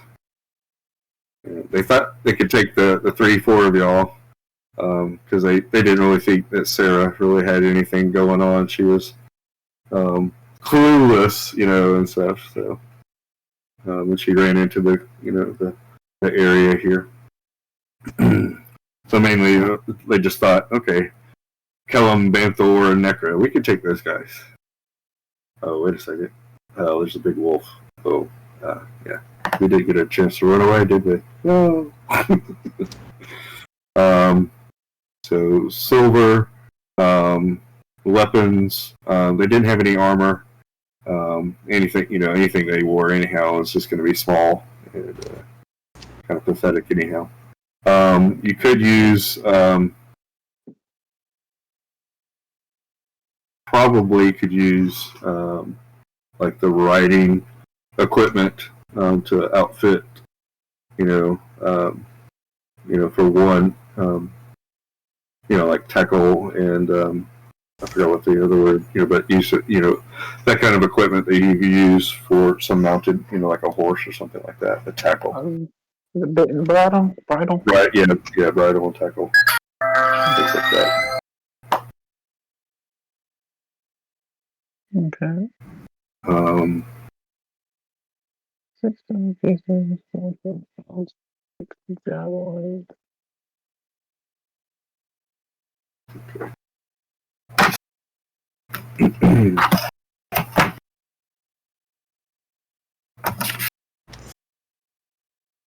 I have a few questions. Mm-hmm. The arrow I pulled out, is that still usable or does that get broken up when it hits?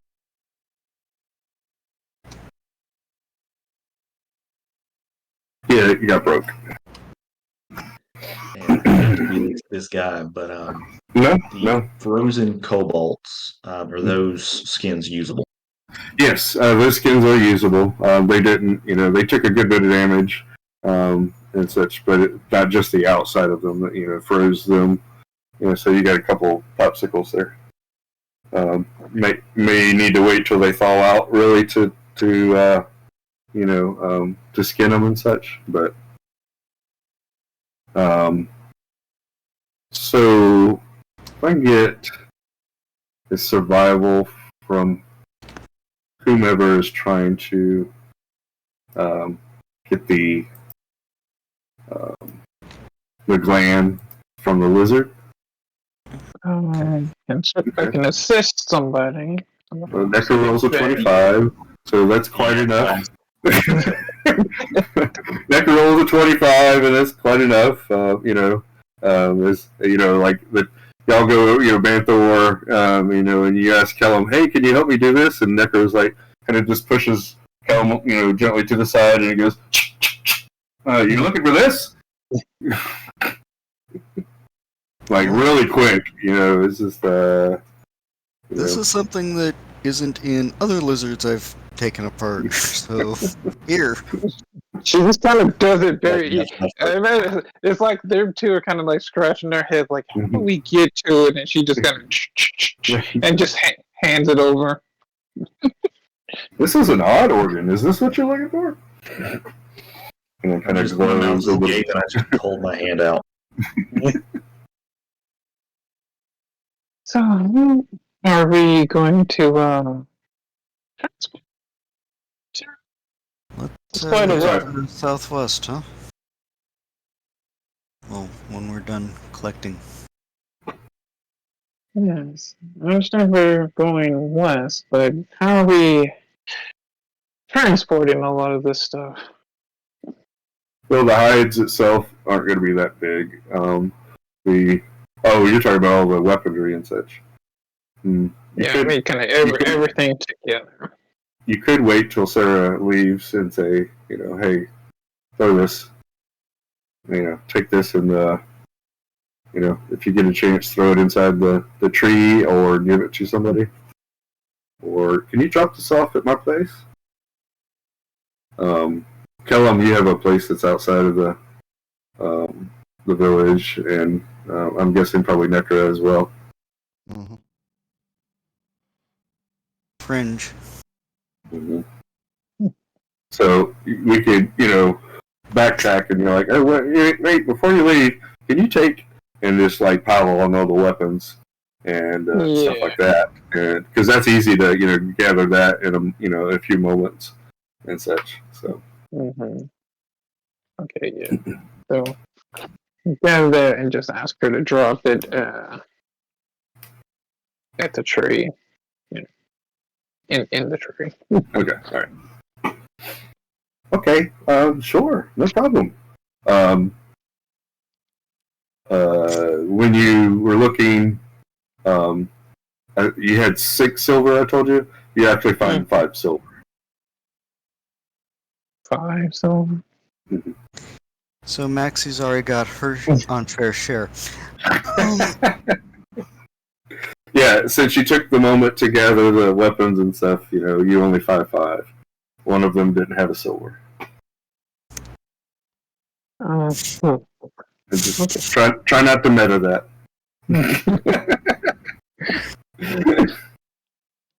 I know you want to. Well, no, it was like, as noticing is like, one of them didn't have a silver. look at Maxie and it's like, yeah, right. I know where that went. Just...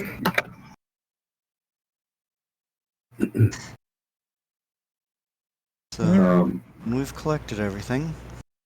So Sarah takes the weapons and with her and the wolf, and y'all gather the 4 skins from the ones that you killed, and you can take the other 2. It's going to take a little while for them to thaw out, so you can do that properly.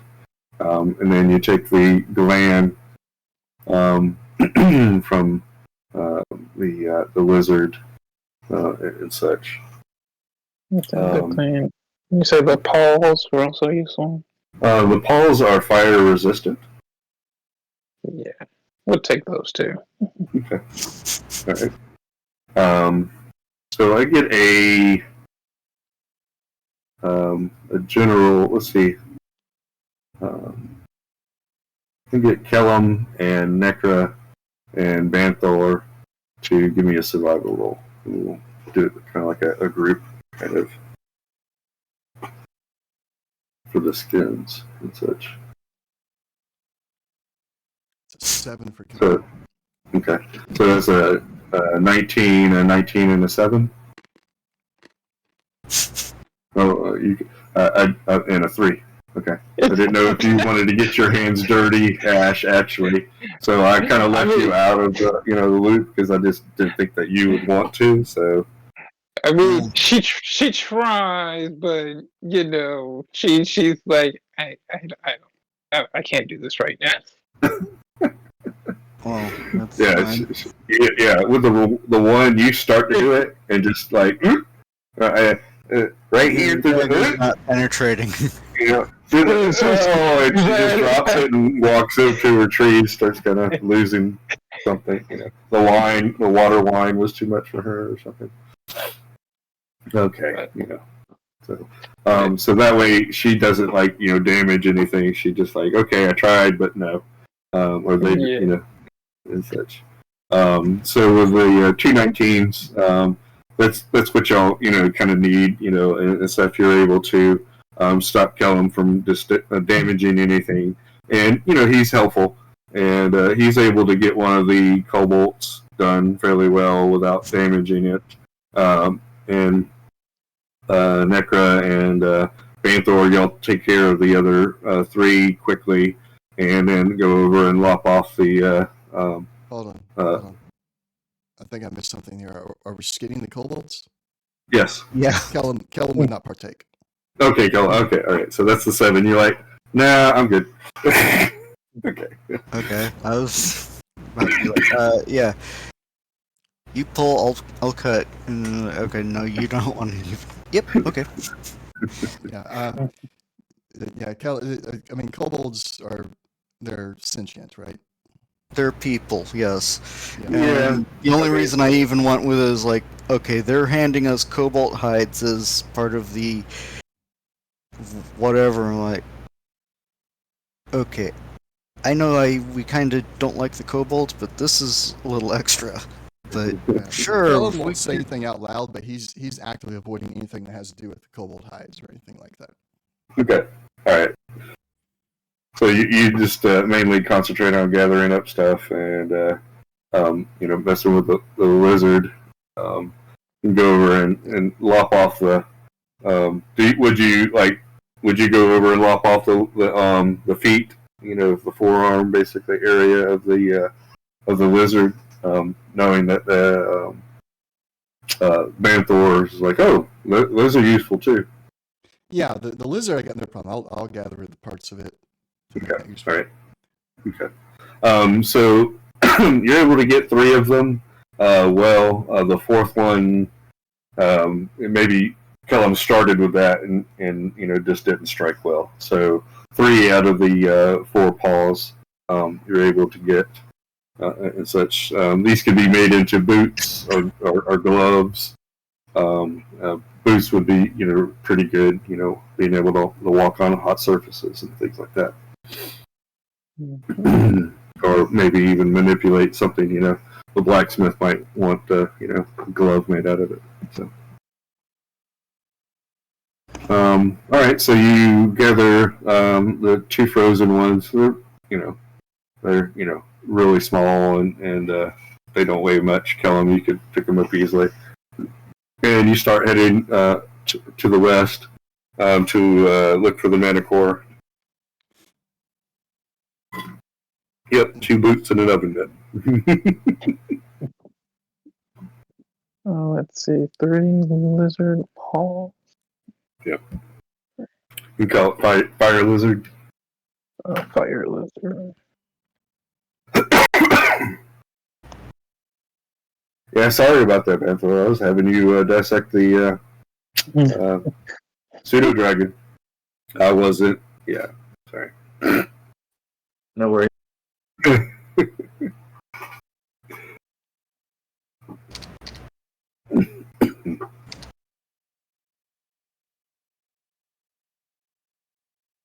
Yeah, I guess it was Kellum that got cooked a little bit, right? You Yeah, got hit me with a little bit of fire there. Yeah, so some of your hair is singed a little bit, and your armor might be a little blackened and stuff. It might take an hour, or so of kind of cleaning that up a little bit. But you did your you're like, this didn't hurt that bad. Okay, it's mainly just the bite wounds that weren't fully healed. So I got a few punctures. So it's 11:20. We've gone over just a little bit going and talking about that stuff. I'm good to go, but I understand other people may need to get off and such. So I gotta get going myself. yeah, okay. I gotta go. Okay. So I'll work up the XP. Yeah, I'll work up the XP and I'll send that to you. On the chat here in Discord.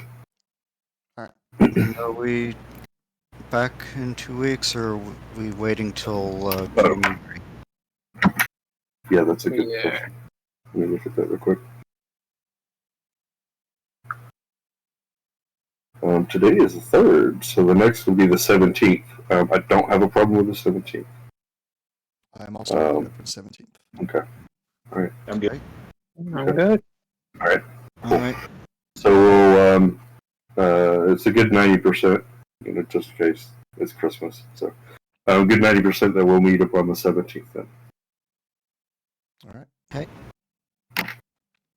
Thank you. I appreciate it. Thank you for going over a little bit with me. So I brought the wolf with me, so I was like, oh, let me put the lizard in here. So I had to kind of jump around a little bit. So but it worked out for y'all as well. All right, y'all have a good one, and I'll talk to you too next game. All right, thank you. Take care. Thank you. Everybody take care.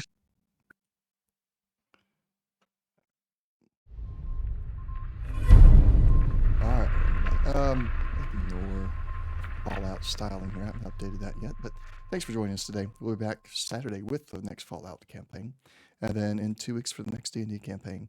We'll have to see you then. We'll see you tomorrow with X4. Talk to you later. Have a good one.